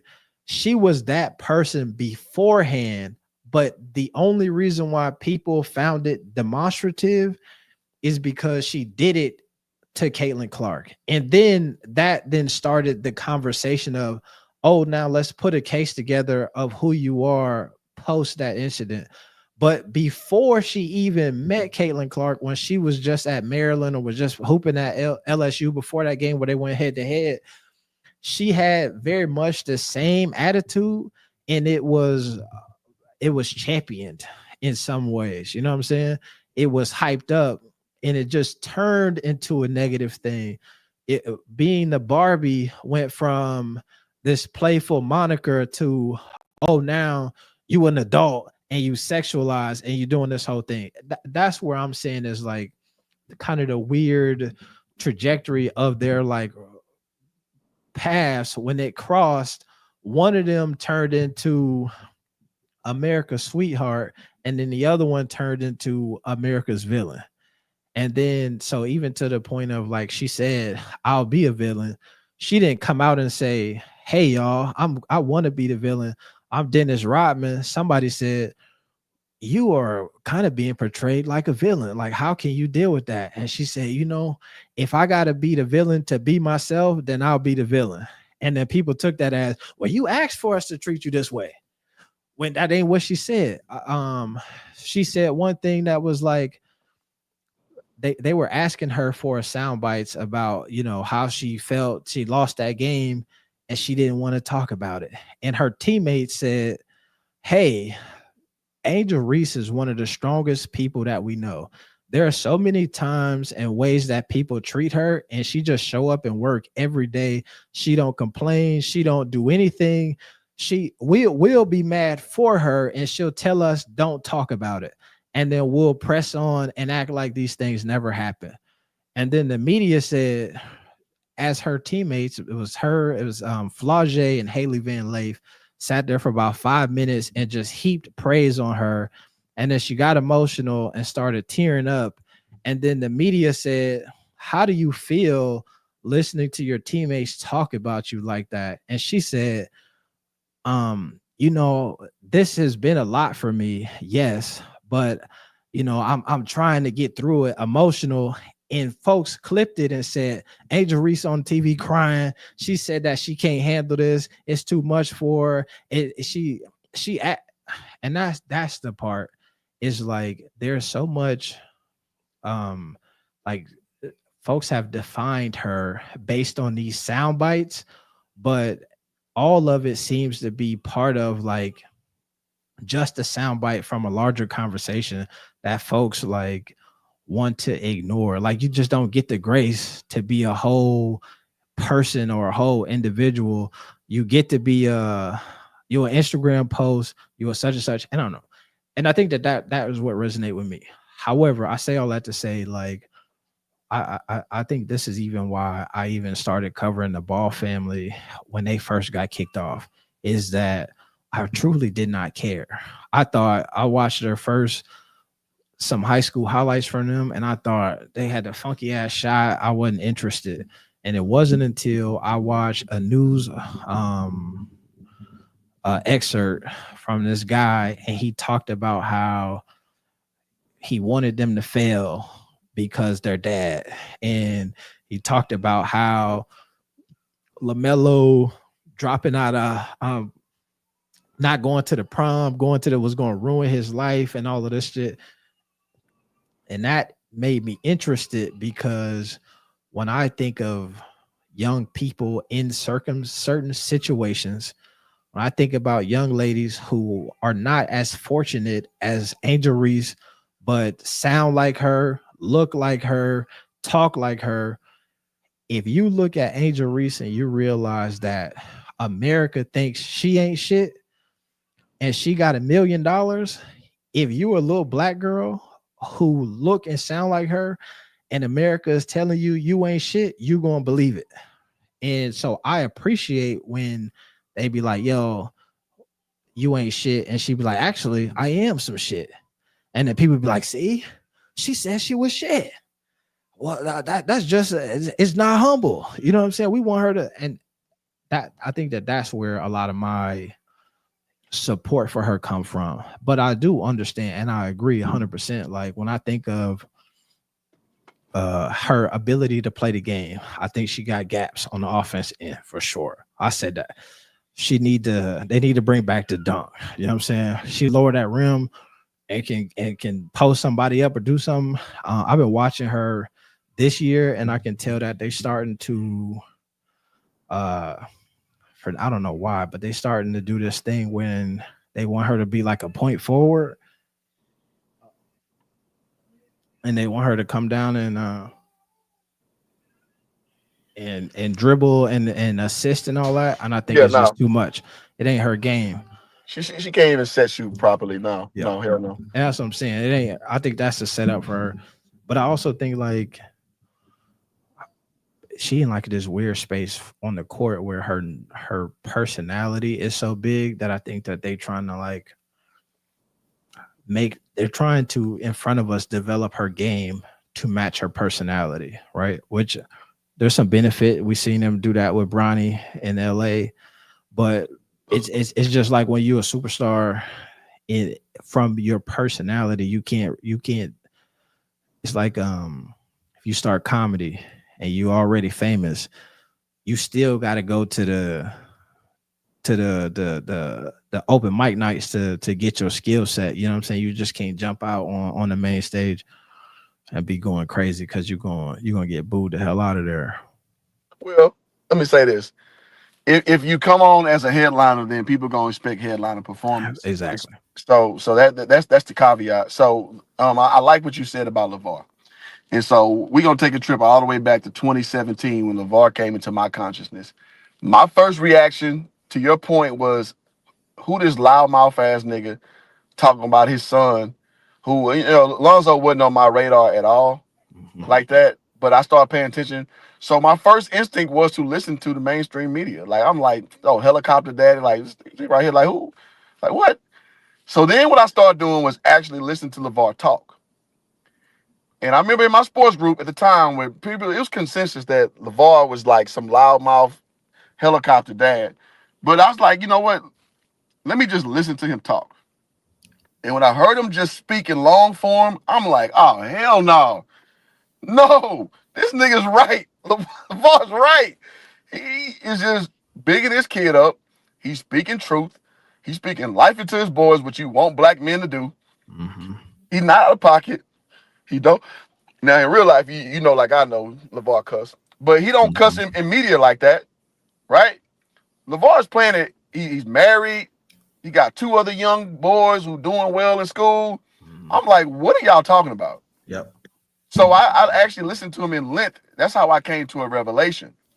So after I came into that revelation, I started to question people's logic because, okay, you're saying this, this, and this. Listen to him speak in length. Where is your critique in all this? Again, this dude don't drink, don't smoke. He eat the same thing all the time. This dude married to the same woman. He's a family man. Like, what are y'all talking about? So you start to slowly shred down the critiques because his body of work beyond his bombast. See, people get caught up in LeVar's bombast because LeVar would say anything. You know how he is. Yep. LeVar would be like, nigga, he called everybody nigga. You know how he is in real life. Like, LeVar is that kind of guy. Like, he's very bombastic. But when you parse down what he actually does as a human, this dude been with one woman, raising kids the right way. Yep. Right? So, like, what are you talking about with these critiques? Like, oh, you homing your boy. So I feel you on that. Now, the problem is with Angel Reese, because me, I have a personality I want to understand everything. I don't want to, judge. Now, I'm a judge. I mean, everybody judges. Yep. But I want to take another step to investigate so I can confirm my opinion. Because AB, I don't like being wrong. Yeah. Especially when I'm on wax, as they say, putting an opinion out. I want to investigate it. So my whole thing is when I start to listen to Angel Reese speak in length, again, I see her speak in circles. I see her speak her double talk. And again, my assessment is I get a lot of ratchet vibes. So when I hear her talk, I hear the inconsistencies. So then I got issues with it. And not in the sense that I want to lambaste her. I'm not going to ever just be like, oh, this, because I see her point. Like, some people be on Twitter talking recklessly about her, and I don't agree with that. That's unnecessary. It's unnecessary to call her out her name and all this goofy shit. Now, you can not like what she's about. That's your right. But to be called out her name and using these racial epithets, I think that's some bullshit. I really do. But ultimately speaking, just because I'm against all the, crazy negative doesn't mean I'm just going to support you just because people are hella against you. No, I'm just going to call it down the line. Yeah. So the way I view her is I'm going to call out her contradictions. I'm going to call out her inconsistencies. Now, beside her play, I mean, the play is, that's easy evaluation. Exactly, that's easy. Like, look at the percentages, look at the rebounds, look at the offensive rebounds. Like, that's easy. But ultimately speaking, my overall appraisal of her is just based on what she do. Because again, like just how I looked at LeVar, my first opinion was I didn't like him. But then, because I'm listening to Stephen A., I'm listening to Max Kellerman, and when I start to see his patterns, I'm like, nah, hell no. Y'all got LeVar way messed up. Even with Molly Kiram, because LeVar, you know how LeVar does. When you say something, he gonna say the same thing back and respond. He gonna like remix what you say back. So she's like, oh, let's switch gears. Yeah, we can switch gears anytime. He always does that. He always will say back what you say to segue to the next, conversation piece. So when Molly played, now Molly lost all respect for me after that. When she was like, oh, I appreciate the ESPN people supporting me and all, that dude was not flirting with you. It's a one-woman Exactly. man. Like, get that goofy ass shit out of here. And she lost all respect for me. I don't respect Molly Kiram at all. Zero. Because she tried to play that, let's all give me sympathy shit over this clearly married dude, clearly out your dating range, who meant nothing by it. He didn't, it ain't like he winked at you and gave you the look. He's like, yeah, he said, I'll switch gears with you anytime. He's like, let's roll. Like, where did you get a sexual advance from that? Right? So ultimately speaking, all I'm saying is I can look at things through maybe a bad first evaluation when I see more data.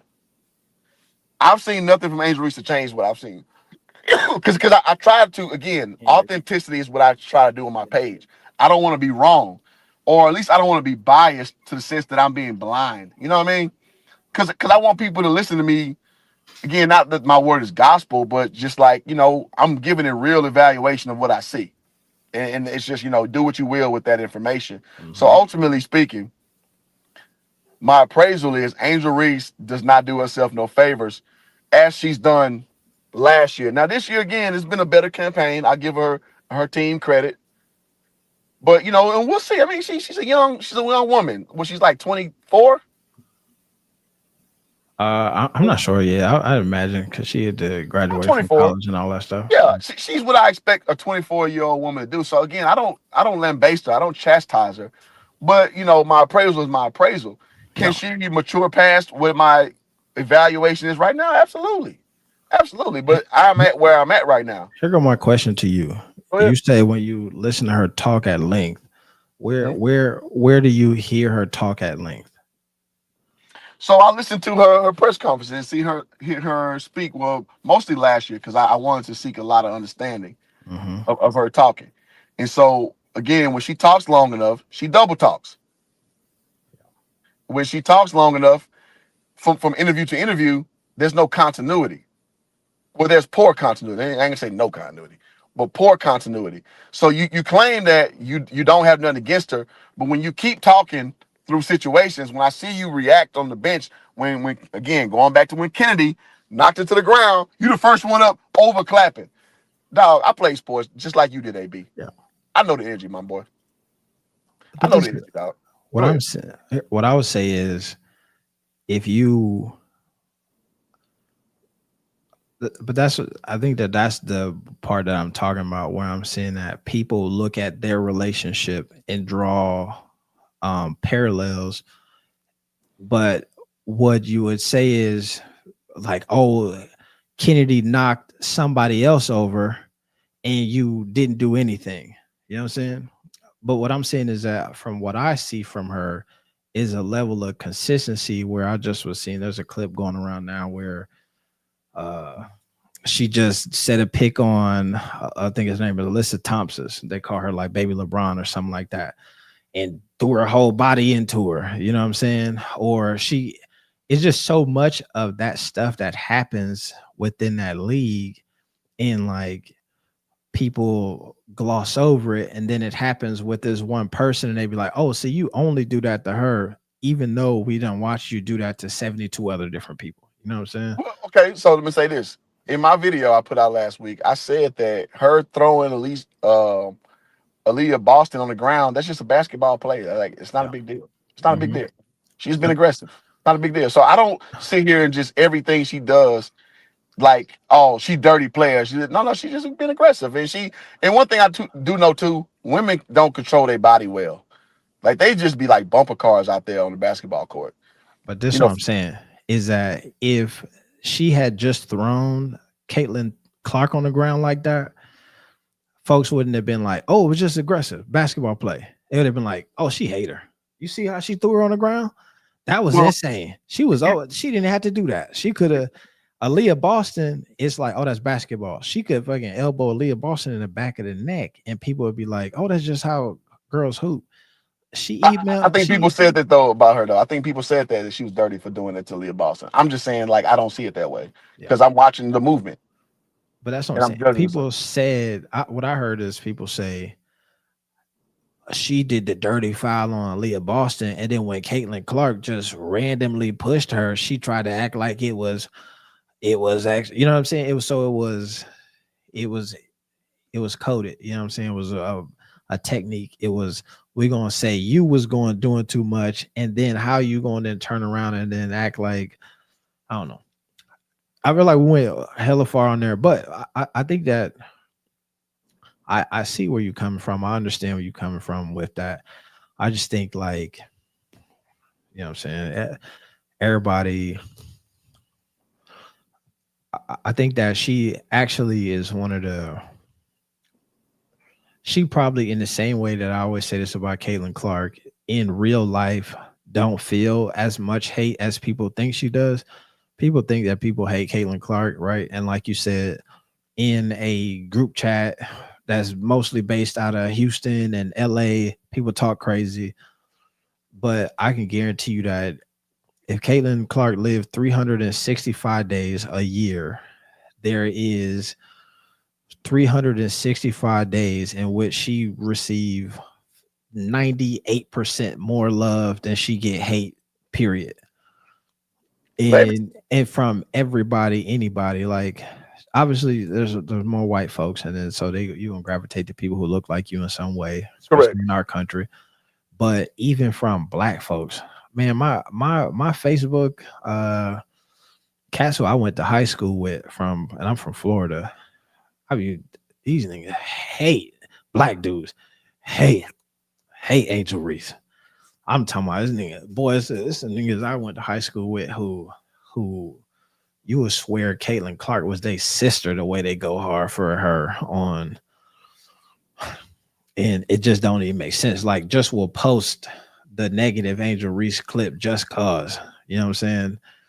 And look at that bit. Like, there was one dude was Caitlin Clark took a picture with her boyfriend who she was dating at Iowa, and dude I know was like, see, this is why she a good white girl. She got a boyfriend, but look at Angel Reese. She out here dating, casually dating dudes. You know what I'm saying? Just like a whole, it's so much deeper than basketball. It's just, it's something else there that is just nasty to me. And well, okay, I'm with you on that. So it could be a two-faceted thing. One, I would make room for the fact that when people lock in on a player they like, they generally will start to lowball the player who is the anti. And I say that because growing up, I'm 41 years old. Kobe and Iverson came out same draft, right? So being a Kobe fan since forever, the Iverson fans would try to bring up his rape trial all the time and shit, right?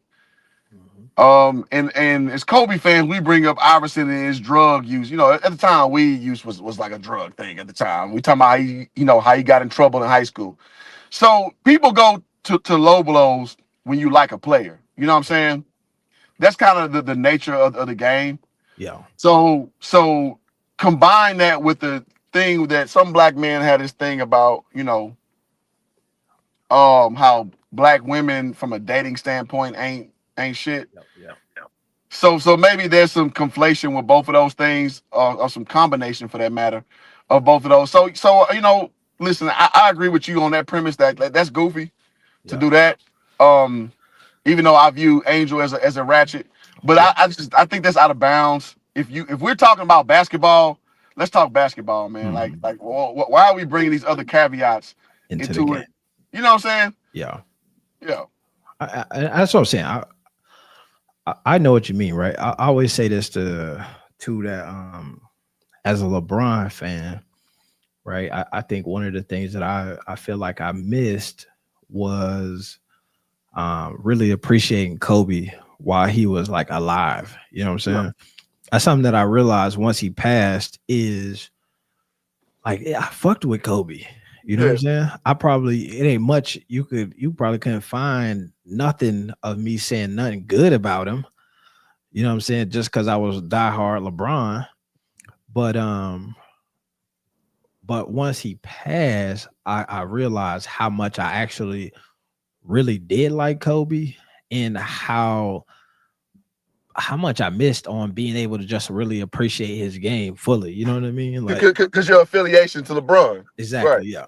Right. And so I get it. And you know what? I just thought of this as you were talking, and I think that this is also probably what like makes me feel some type of way about the Angel Reese shit. Is I also think that part of this is so nasty work to me because it's women. Yeah. You know what I'm saying? Like I think the shit that you was just talking about with the Kobe and Allen Iverson and then the way that people start pitting that shit together, to me, that don't move me at all because I get it. You know what I'm saying? Niggas gonna do that. But I think that it also is like crazy to have a bunch of dudes just be like, this bitch. Yeah. You know what I mean? Just on another, and Yeah. I think probably that is probably a bigger part of it for me is some of that. You know what I'm saying? Like if it was a dude, you know what I'm saying? Like niggas talk about NBA players all the time. I could care less. Right. I'm not, you know what I'm saying? But it's that shit when you start to see people overwhelmingly just piling on some chick that feel like some shit that shouldn't happen. Well, I feel you on that. So I guess, I look at it through two lenses, man. One is my normal lens, which I don't think men and women are the same. So I don't believe in dogpiling on women like that. I think it's improper. Yep. But then when you step inside the more modern lens, men and women supposed to be the same. So, in that same vein, what's the problem? if you saying that it's the same, it's equal, Yeah. what's the problem? You should be able to take that same smoke. So, I struggle with being proper and then being progressive because progressive says everybody's the same. Well, I was raised how I was raised. I'm from the South. Like, no, it's just I don't get no joy out of dumping on no woman. I don't get no joy out of that. Now, what I will do is state what I mean. And man, listen, my last video, I talked about Jordan, and I said that men don't want to hear women talking about basketball like that. Men's basketball, for that matter, because we don't. We just don't. And someone who watched my video said, "Oh, you just casually going through misogyny." I'm like, no, or sexism. I forget what word she used formerly. Like, no, you call it that, but I'm just telling you how men think. Men don't care for Malika Andrews' evaluation of basketball, right? We don't care about who else be on the sidelines. Freaking old girl, fine as hell. Brown skinned chick. She just hopped into the political realm and she don't know what the hell she's talking about. But Carrie Champion. Yeah. And the other one, like we don't care what they gotta say. Like we just looking at you. We don't like you look good and that's cool, but we kind of like, get ear blind to you, i.e. deaf, when you talking, because we don't want to hear your evaluation. We want to hear Charles Barkley talk about basketball. We want to hear Reggie Miller give his breakdown of basketball. Chris Webber, so on and so forth. Shaq. We want to hear Shaq's, even though Shaq be saying some ill shit, we know what Shaq was. So we want to hear Shaq talk, right? Yep. So that's my only point of saying it. It's not to be disparaging to women. It's just like, but that's what men are. That's what we think. Yeah. So ultimately speaking, I don't get no jollies out of dunking on women or trying to degrade them. But if you're gonna ask my opinion, I'm gonna tell you what it is. But that, yeah. Go ahead. No, I'm saying I agree. I feel where you're coming from. The thing, here we go. The thing that like is like we'll say that like it's modern era, we all the same, but at the end of the day, it's WNBA. You know what I'm saying? Like it's actually not the same at all. You know what I mean? So it's like Correct. Because you got two eyes and you can observe. It's not the same. it's not the same, right? And so it's just also a strange thing where like folks need to be like, I don't watch women's basketball. But then in the other side will be like, but I'm gonna give you my commentary on women's basketball. and in the commentary is the at the same level. But it kind of like it is what it is. I was just seeing some shit the other day where this chick was talking about how, you know, they got them like meme accounts, NBA, supposed to be like NBA Central, but it's actually NBA Centel, and they just be making up shit. Yeah. And they just started doing that with the WNBA, where they just making up random posts, and then folks finding it like, this isn't true. Oh my God, why are you saying this? And then the comments is like, yo, this is shit that we've been dealing with in the NBA for years now, where they just is making up shit about our favorite players and all that. It's just par for the game. You know what I'm saying? And like par for the course. And so I do think that there is a part of it that eventually folks will understand, but I do think that there's some like learning curve on both sides of like you could be sitting at the NBA game and you could shout, LeBron, you a bitch. And LeBron will hear that and be like, nigga, what you say? But everybody around you will hear that and be like, hoo, that's funny as hell. You go to the WNBA game and you say, Caitlin Clark, Angel Reese, you a bitch. The whole section is going to look at you like, bro, do you know where you at? You know what I'm saying? And I think that like, that is the part that I feel like as more male fans, including myself, start to get more ingrained into WNBA shit, then like they'll kind of learn that. And I even think like even myself, like I said, there's a part of me who feels like, damn, like you shouldn't really be talking to women like that. I feel like there will probably grow a space where I'll be a little bit more callous. Like, yo, they just, you know what I'm saying? She a hooper. So what? That's how it is. You know what I'm saying? We gonna disrespect your ass in the most vicious way possible. I just think right now shit is just a little off-putting. And I'll say that shit too. If Angel Reese was, I don't know, I can't say this to be 100% true, but I imagine that if people treated Angel Reese the way that they do, talk about her, and she just was some like white chick from Ohio, I don't know if I would care. If Caitlin Clark was a black chick from Chicago and she was hooping the way that she was hooping, I don't know if America cares the way that they pretend like they care. You know what I'm saying? Like motherfuckers be like, oh, it's the shot. She just shooting it. Oh my gosh, she didn't. And you know what I'm saying? So I think there's some of that that's to it, but I think, yeah. Well, I guess there's litmus tests like LeBron. People will go to knock down, drag him out, base over LeBron, white and black. So Yeah. I guess he got to be the right person.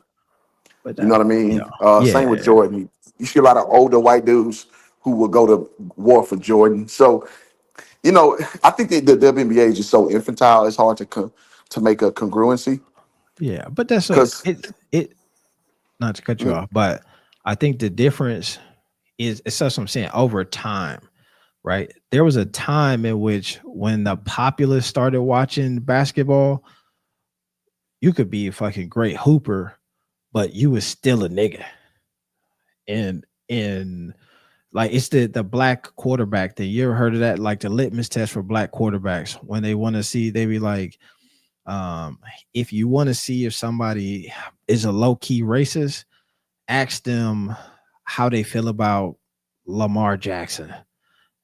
and they'll be like, I mean, he all right, but the nigga can't play quarterback. You know what I mean? It's always something crazy See, that's that rough they'll though, because figure out. I'm like that though, AB. I'm rough. Like I like traditional quarterbacks, dog. Like I don't like run first quarterbacks, so that's a little rough. But that's what I'm saying. You can see how eloquently and succinctly you put that. I like traditional quarterbacks, not run first quarterbacks. What I'm talking about is folks will go into, oh, he just kind of cocky. Oh, That's fair. That's I fair. like him, but it's just something about he think he fast in there. You know what I mean? It's the other That shit that, dog whistle shit is what you talking about. yeah.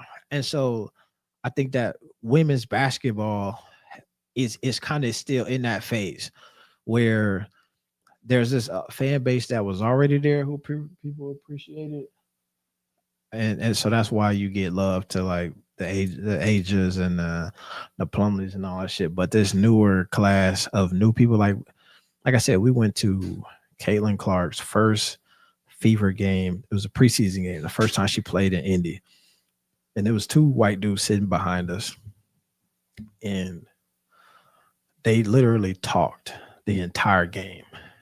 And the whole game, they just talked about how they had never been to a women's game before, and they was trying to figure out what you could do and what you couldn't do, and like how different it was, and like what merch they should get. You know what I mean? Like literally brand new fans. We just here because Caitlin Clark here, and like we getting into this shit, and we don't want to get thrown out for being too rowdy. You know what I'm saying? Like they at that point right now. And I think Yeah, I feel it. yeah, I NBA feel used it, to man. be like that. I love discussion like this, AB. If you want to come on my channel like next week and do a show, I love this cipher because it's good to get ideas out, man. And I think that Yeah. YouTube has gotten a little, because we've been in the game for a minute, and people like you got me in the game. So I feel like I'm kind of an OG. I've been like 5.5 years doing it. It's crazy to think about, yo. Yeah, because I saw your shit and you and talking with Fresh. I'm like, damn, you can really do this shit. You can stream and talk. I'm like, damn. So they got me in it. So again, I'm down there 6 years in. Yeah. But I see how goofy the game can get. It's just like combative. It's not good dialogue Yeah. and what have you. But I think that this is good to just exchange ideas. Like you don't have to agree on everything, but Mhm. like, hey, this is where I'm at. This is where I'm at. Let's talk about the subject. And it's not like, oh, ass nigga, blah, blah, blah, blah, blah, blah, blah, blah. You know how I go. Yeah. Like I feel like this conversation with the right people always goes left. You know what I'm saying? Right. Like you'll be like, they ratchets, and they'll be like, nigga, how the fuck are bitch a ratchet? Yo, fucking your mom. You know what I mean? Like, you're like, oh, you just like that bitch because she black. Oh, crack. You know what I'm saying? You start Yeah. going, yeah. I feel you. But that's what I'm Just, saying. just, No, I'll pop look, out, look. man. Let me know when you going or what you want to talk about, man. I'll jump over there. I'm trying to get back into the thing, man. I watched that streamer university shit last week. Yeah, I saw you covered it. Yeah. I was trying to get into it like on here, but that shit was moving me. I was like, man, why am I'm out here? I got 20-some thousand subscribers, and I'm just out here not doing nothing with them. Let's get back in So, it, yeah, man. So what I've been doing, like I told you, I came back from studio because I've been, I got my butt kicked to get back on it. So maybe this is a good, linchpin for you to do it because you definitely got a very captive audience. Mhm. And you know how I go, man. YouTube rewards you for activity. Yep. So yeah, man. Let's do this again and just chop game. Yeah, You know, straight up. and Yeah. I think I still got your number, right? I'm sure I got your It's the number. same number. Yeah. Yeah, So, so I'll text you, man, and we can build from this because I think this is a good, productive conversation. yeah, And yeah, man. straight up. Yeah, man. I appreciate you hopping on, man. Yes, sir. Yeah. I enjoyed it, bro.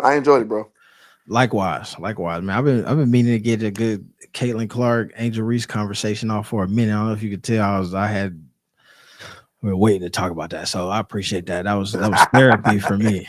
Yeah. Yes, Yeah. sir. But yeah. All right, B, man. I appreciate you having me, bro. All right. Yep. Appreciate you hopping on, man. Hoop jarring in the building. Yes, The one and sir. only. Yes, sir. Hey, if you get a chance, man, check that Angel Reese one out that I put out. I Just will do man, it. Yeah, I actually I'll want you do to evaluate it. Go ahead. yeah, I'm sorry. yeah. I'll say I'll do like a little reaction to it. How about that for the culture? All right, that's cool. Yeah. All right. Cool. All right, Cool. Brody. Be All cool, right. man. Yep. Be Yep. safe, man. Yes, Peace. sir. Peace. Appreciate you, man. All right, man. Shout out to my man Hoop Jargon for tapping in. Man, I'm trying to see. We going to this Fever play tomorrow night, Connecticut Sun. We got tickets on squaring that away. Go watch. My people, your phone is the fastest way it has. I just don't have a barcode. See what happens. How do I get up to my phone? Sign in phone.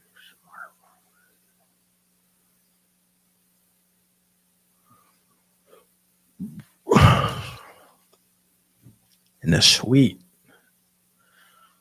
The suite. All right, let me see. Let me pull this video up, man.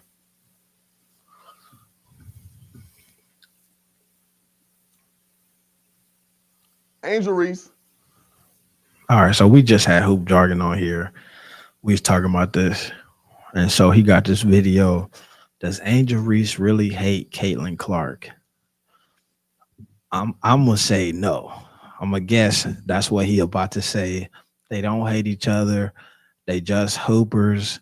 They appreciate each other game. Caitlin is on a run right now. Obviously, she out with the quad, but Angel Reese is just competitive spirit. She don't hate Caitlin Clark.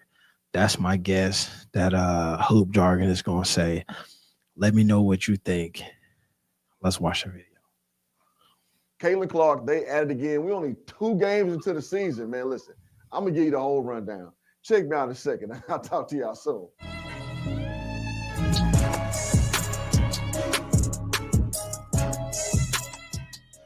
Rebecca Allen, too strong on a 3. And look out, Caitlin Clark pushes Angel Reese, and Angel Reese. Do you hear what the ref said? I mean, the commentator, Caitlin Clark pushes Angel Reese. Gets right up into Caitlin Clark. Afterwards has something to say as Clark walks away. We know there are always increased eyeballs, energy, and attention around the matchups between Reese and Clark. What's up, everybody? It's your boy Hoop Jargon back with another. He said increased eyeballs around the matchups with Angel Reese and Caitlin Clark. He said eyeballs and attention. Video. Before I get into the content, if you would take a second to like, comment, subscribe, hit that notification bell, please. I'll subscribe. You see All right, that let's already. get it, man. Hey, we got a good one.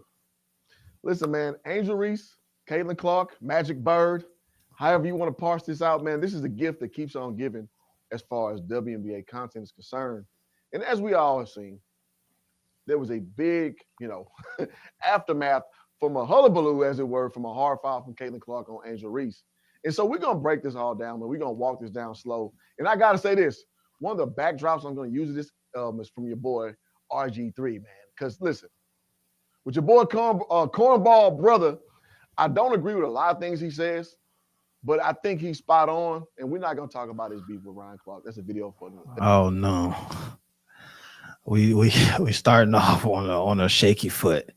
He think RG3 is spot on. Oh Lord, come on now. Hey, but I want to kind of be centrally focused on this because he makes an interesting point, and we're going to provide reasons why we come to the conclusion that we've come to.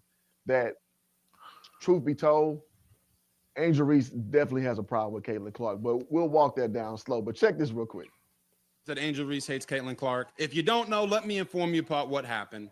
Caitlin Clark committed a hard foul on Angel Reese as she was wide open for a free, easy layup.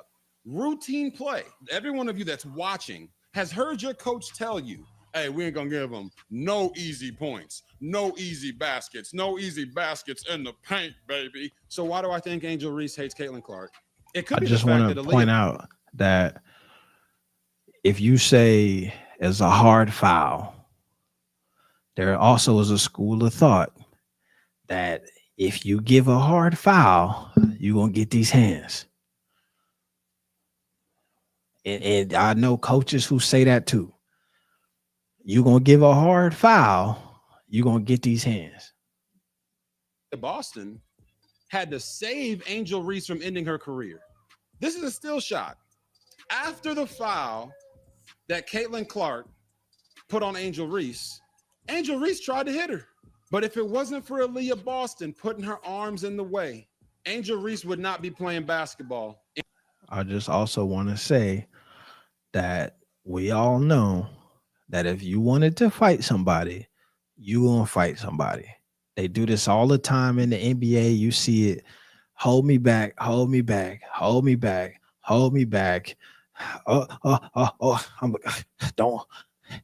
And ain't nobody throwing a punch ever. So Aaliyah Boston could not have been there, could have been anybody. And I can guarantee you that there was never going to be a punch thrown. Because if she was going to throw a punch, she was definitely close enough to throw the punch. Anymore. Because she was going to sucker punch Caitlin Clark.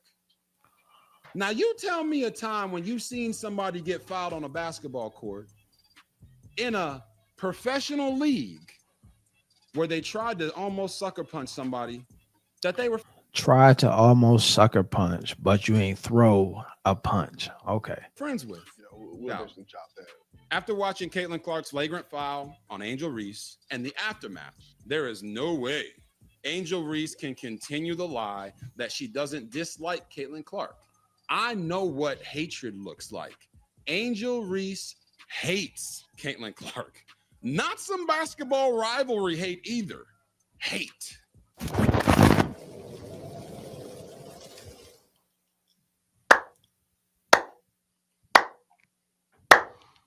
Slow clap for. Here go my question before my man Who Jargon go in. So does that would mean that we think Caitlin Clark loves Angel Reese? Do we think that Caitlin Clark is a big fan of Angel Reese? Do we think that Caitlin Clark is like, man, I hope nothing but the best for her when I go to bed at night. I be praying for Angel Reese. Is that the consensus? For the cornball brother. Man, listen, man. RG3 nailed that on the head. Let's take it point by point. He stated about when coaches say when it's an open layup, you're instructed to take a hard swipe and prevent the layup. Everybody knows this, man. Everybody knows this. If you are in a position where you're beat, where a smaller defender is on a bigger defender, you take a swipe, a hard swipe to prevent the layup. I remember vividly playing against University of Texas, man, and shout out to Brad Buckman, man. And I swiped hard as I can, and I just missed. But that was my intent. And then he's 6'8", I'm 6'6", 6'7", you know, depending on what day. But he's more of a burly guy. But when he went, I knew I couldn't stop him, so I tried a hard swipe, and I missed. But that's what you do. That's what you're instructed to do when it's a situation where a person's bigger than you, where you try to prevent a give me layup. And let's not mention that before the hard swipe layup, that Reese pushed Boston in the back, and then Clark was like, ref, you gonna call something? Nothing happened, and then she went for the hard swipe. Guys, all the way around this basketball. I'm not even tripping on Reese pushing Boston in the back. It happens. That's basketball. That's basketball. So, I mean, if we're going to call it down the line, let's call it down the line. So then he also. I will say that I watched this live, and part of the reason why they called it a flagrant was not the hard swipe. It was the hard swipe and the hand was on the back that then extended and pushed. So the hard swipe was good, but it was the extra push that sent her to the ground. Mitch, we're going to call pushing Boston. Clark was like, ref, you going to call something? Nothing happened, and then she went for the hard swipe. Guys, all the way around this basketball. I'm not even tripping on Reese pushing Boston in the back. It happens. That's basketball. That's basketball. So, I mean, if we're going to call it down the line, let's call it down the line. So then he also mentioned about that's true hate. And we're going to go through a little montage right now where we've seen from the college ranks. And you know what? Let's not talk about LSU in Iowa. Let's just talk about 2024, where you saw multiple instances where it's questionable about Angel Reese's and Caitlin Clark's rapport. You remember the hard foul to the head last year? You remember the situation where her teammate pushed her to the floor and Angel Reese up over clapping? You know what time it is, man. So stop playing games. So there's clearly, bad blood, in the rivalry, which Reese says is not a big deal. And here's my ultimate problem. It could actually just not be a big deal. It could just be a rivalry. It could really hate each other.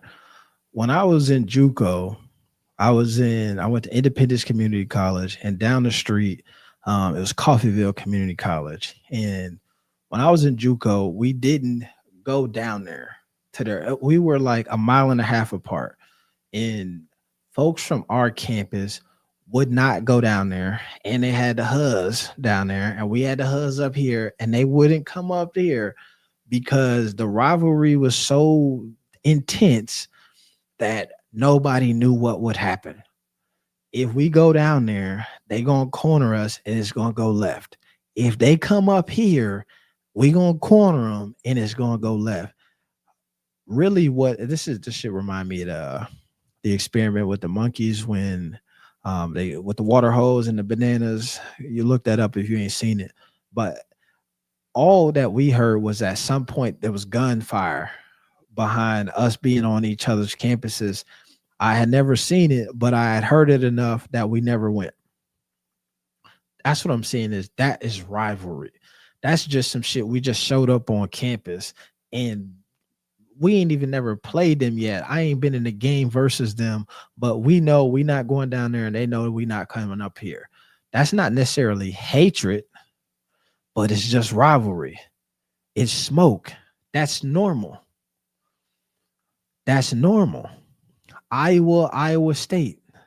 I went to play ball at Iowa State. We didn't fuck with them folks over there in Iowa. I never seen a time where the Iowa football team popped up in Ames, Iowa, because it was going left. We never drove over there because it was going left. Rival fraternities. It goes left.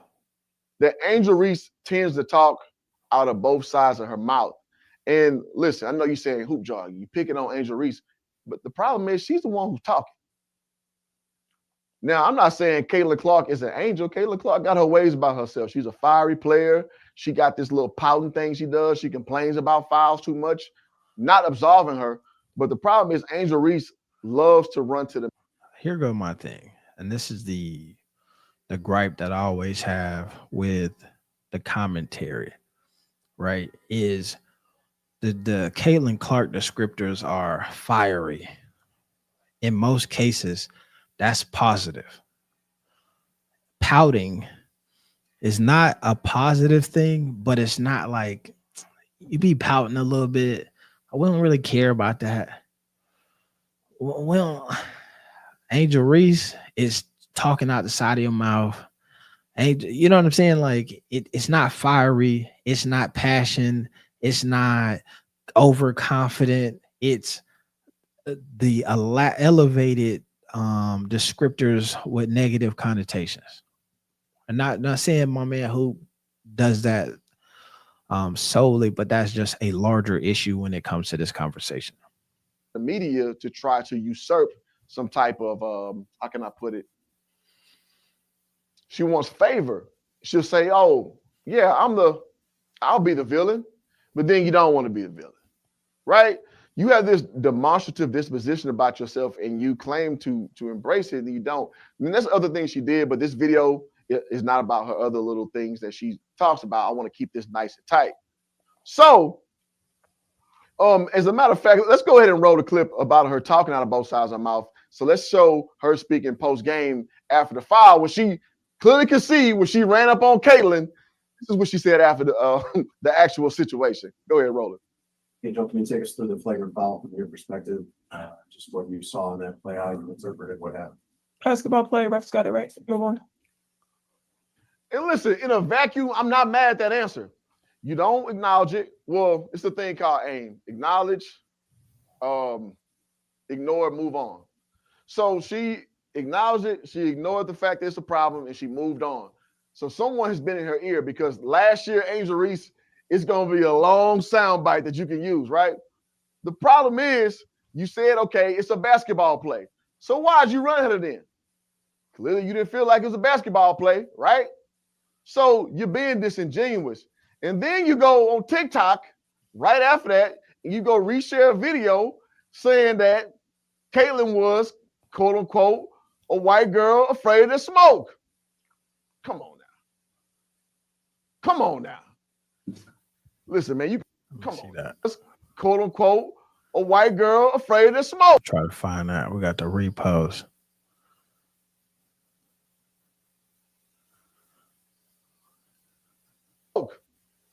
Come on now. Running from the Come on fade. now. Listen, man, you can lie to your mama. You can lie to your daddy. You can't lie to Hoop Jargon. I know what that energy is. That energy is you try to say what's best for the media because you've been coached over the last offseason. Good for you. But in your true hearts of hearts, you know how you felt. You reacted how you felt. And after you tried to buffer it, you double back with the passive-aggressive LeBron James style. And you went to social media to basically reinvigorate your point of how you felt on the front end. So you're not fooling nobody. So going back to RG3, you really do have disdain for this woman, man. I don't know what it stems from. Well, actually, I do. When you first came into the league, Caitlin Clark got all the attention. When you said that she's not the only person who brought this forward. And I made a video, you guys check it out a month ago, where I talked about the numbers where it's not even close about who's putting the eyes on the WNBA. Ultimately speaking, my point in this video is that this is another instance, and listen, Hoop Jargon told you first. There will be another and another and another throughout the course of his career because can you say Hoop Jargon? Okay, well, Caitlin Clark don't like her either. Listen, I'll sign up for that. But my point is the person who's more demonstrative, who's showing more of disdain, let's leave it there at disdain. Hate is a strong word. It's clearly Angel Reese. Listen, man, you can follow this channel from here to Kingdom Come, and I'm going to be right on top of right because it's not hard to figure out. This woman does not like this woman, man. And she's going to keep showing it. She's going to try her best to put her best face on. But in reality, she cannot stand her from a standpoint of, I can't speculate, but I am going to speculate from a skill talent standpoint, from a revenue standpoint, and from an attention standpoint. And I got to say, when Hoop Jargon was back, when I was her age, I probably would feel the exact same way. I probably would. But don't be playing it like it's not a big deal. We're cool. We're friends. You can throw that BS in the trash can. Swish. I'll catch y'all next time. Peace. I want to see. That's what I was looking at right there. I want to see this this clip, if that's a real clip from her retweeting Wagger one from the fade. Not that I necessarily think like, I don't know, that means much per se, but I think that a lot of times some of that should just be fake because they don't even look like a TikTok. It looked like a tweet or something. And then, so is that somebody who put a tweet on TikTok and she retweeted the thing? I don't know. It just seemed like something else. I think it's an interesting video right there from Angel Reese, Caitlin Clark, covering that topic from your man, Hoop Jargon. I just think like this is the type of thing that is, and this is not even to Hoop making this video, but going to the RG3 thing, where you look at RG3 and he's like, oh, they hate each other. Angel Reese hates Caitlin Clark. Oh my God, just figured that out. I must tweet about it right now. And it's like somebody being like, oh my God, water is wet. I just figured that out. Let me tweet about it right now. oh my God, they were about to fight. They must not like each other.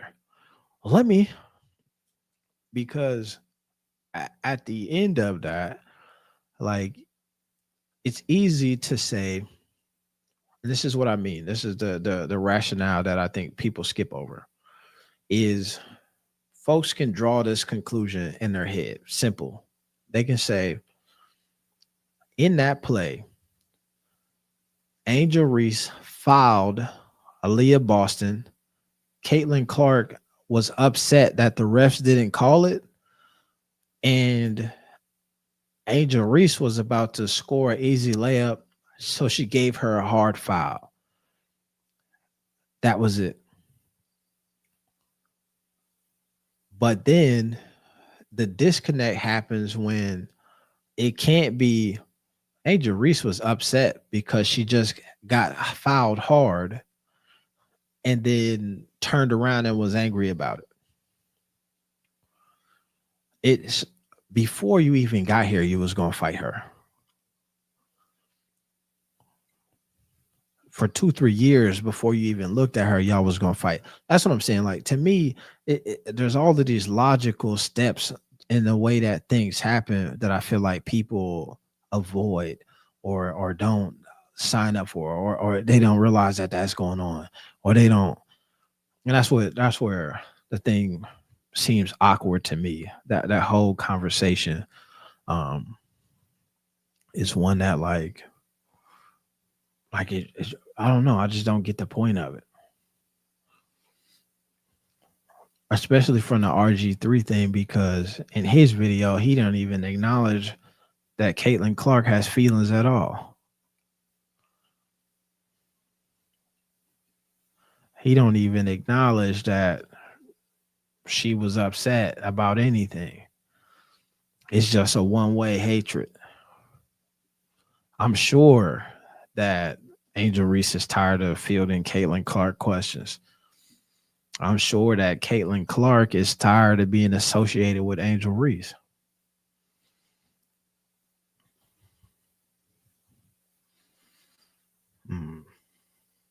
But it's a good video. Shout out to my man Hoop Jargon.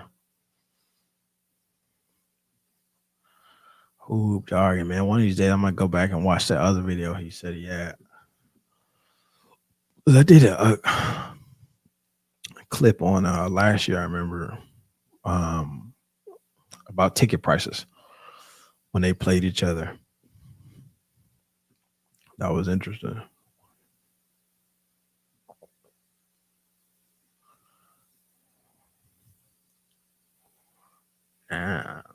All right, let's see. Here it is.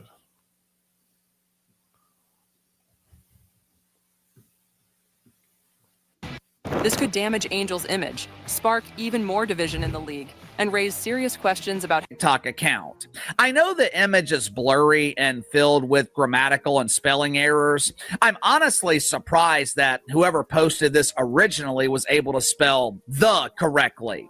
But the message, it says, white girl running from the fade. And while but the internet, it's not letting this one slide. Stick around, let's break. See, and the happened. Literally called Caitlin Clark the white girl running from the fade. That's not even subtle. This wasn't a meme. This wasn't a joke. Now let's be honest. That was a talk that literally called. Come on now. This wasn't a meme. This wasn't a joke. This was definitely meant to be funny. All right. I'm off this side of the internet. I'm off this side of the internet. The game goes off after Kendrick Lamar, best LA rapper of all time.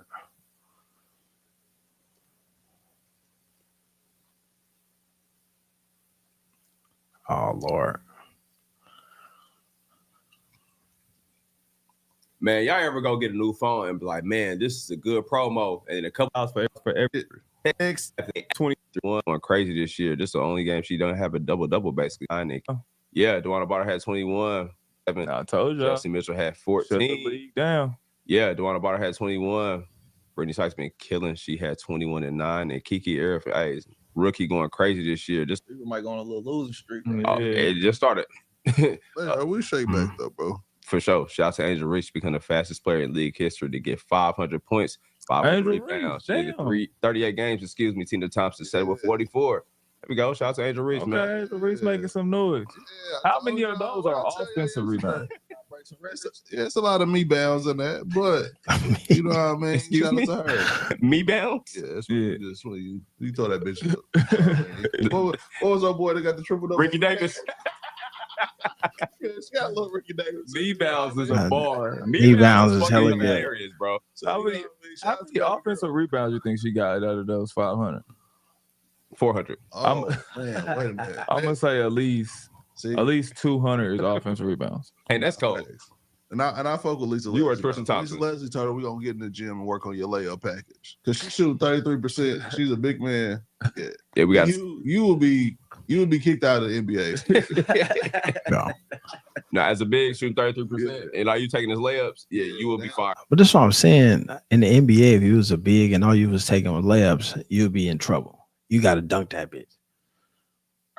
That's what's missing from the WNBA is you need to dunk that bitch. You can't be trying to go up with a layup. We need you. Somebody showed me that yesterday. I said, she shoot 33%. Yes, bro. That's insane. All you do is shoot layups, bro. There's no way she shoots 30. She does, bro. I hate that we had to talk about Angel Reese, but she is a polarizing player in the W. Oh yeah. Oh, her offensive rebounds, 200. Damn near 200 offensive rebounds. For her career, she shoots 38% from the field. 38% for the field for her career. Yeah, it's right there. Yeah, that's big. That's a big man. So far this year, get some grace. She shoots 21 from She has 56 rebounds, and 30 of them are defensive rebounds. The other 26. She's one of the worst offensive players in the league. Her percentage wise. Got in. Saying. Her percentage is crazy. She's literally Dennis Rodman. Now she did have a wrist injury just last summer, so I don't know if said that impacted the workout game, but Lisa Leslie, we gotta get it back in the summer. We gotta work on that. That nigga, Joanna, man, boy, they crazy. They crazy. Losing over Anthony Edwards, losing to that's insane. All right, though, man, we finna get up out of here. We'll be back, man. We're gonna talk some sports again tomorrow, hopefully. I might go live. We're going to the Fever game tomorrow. Your girl Caitlin ain't gonna be there, man. But if the space feel like it is welcome, man, we might go live from the Fever Dome, Gamebridge Field House. But y'all, all right, we're gonna get up out of here. It's your main man, AB the Hero. Appreciate y'all tapping in and tuning in. We out. Peace. And I'm hanging out with my dude, AB the Hero. Well, we getting it down in the Ballin State, baby. AB, way to get out of the lane. Get out of the lane. What do you thought about that, Jay? I like that. Yeah, I told you, he's a hustler for it. Let's go. I'm out.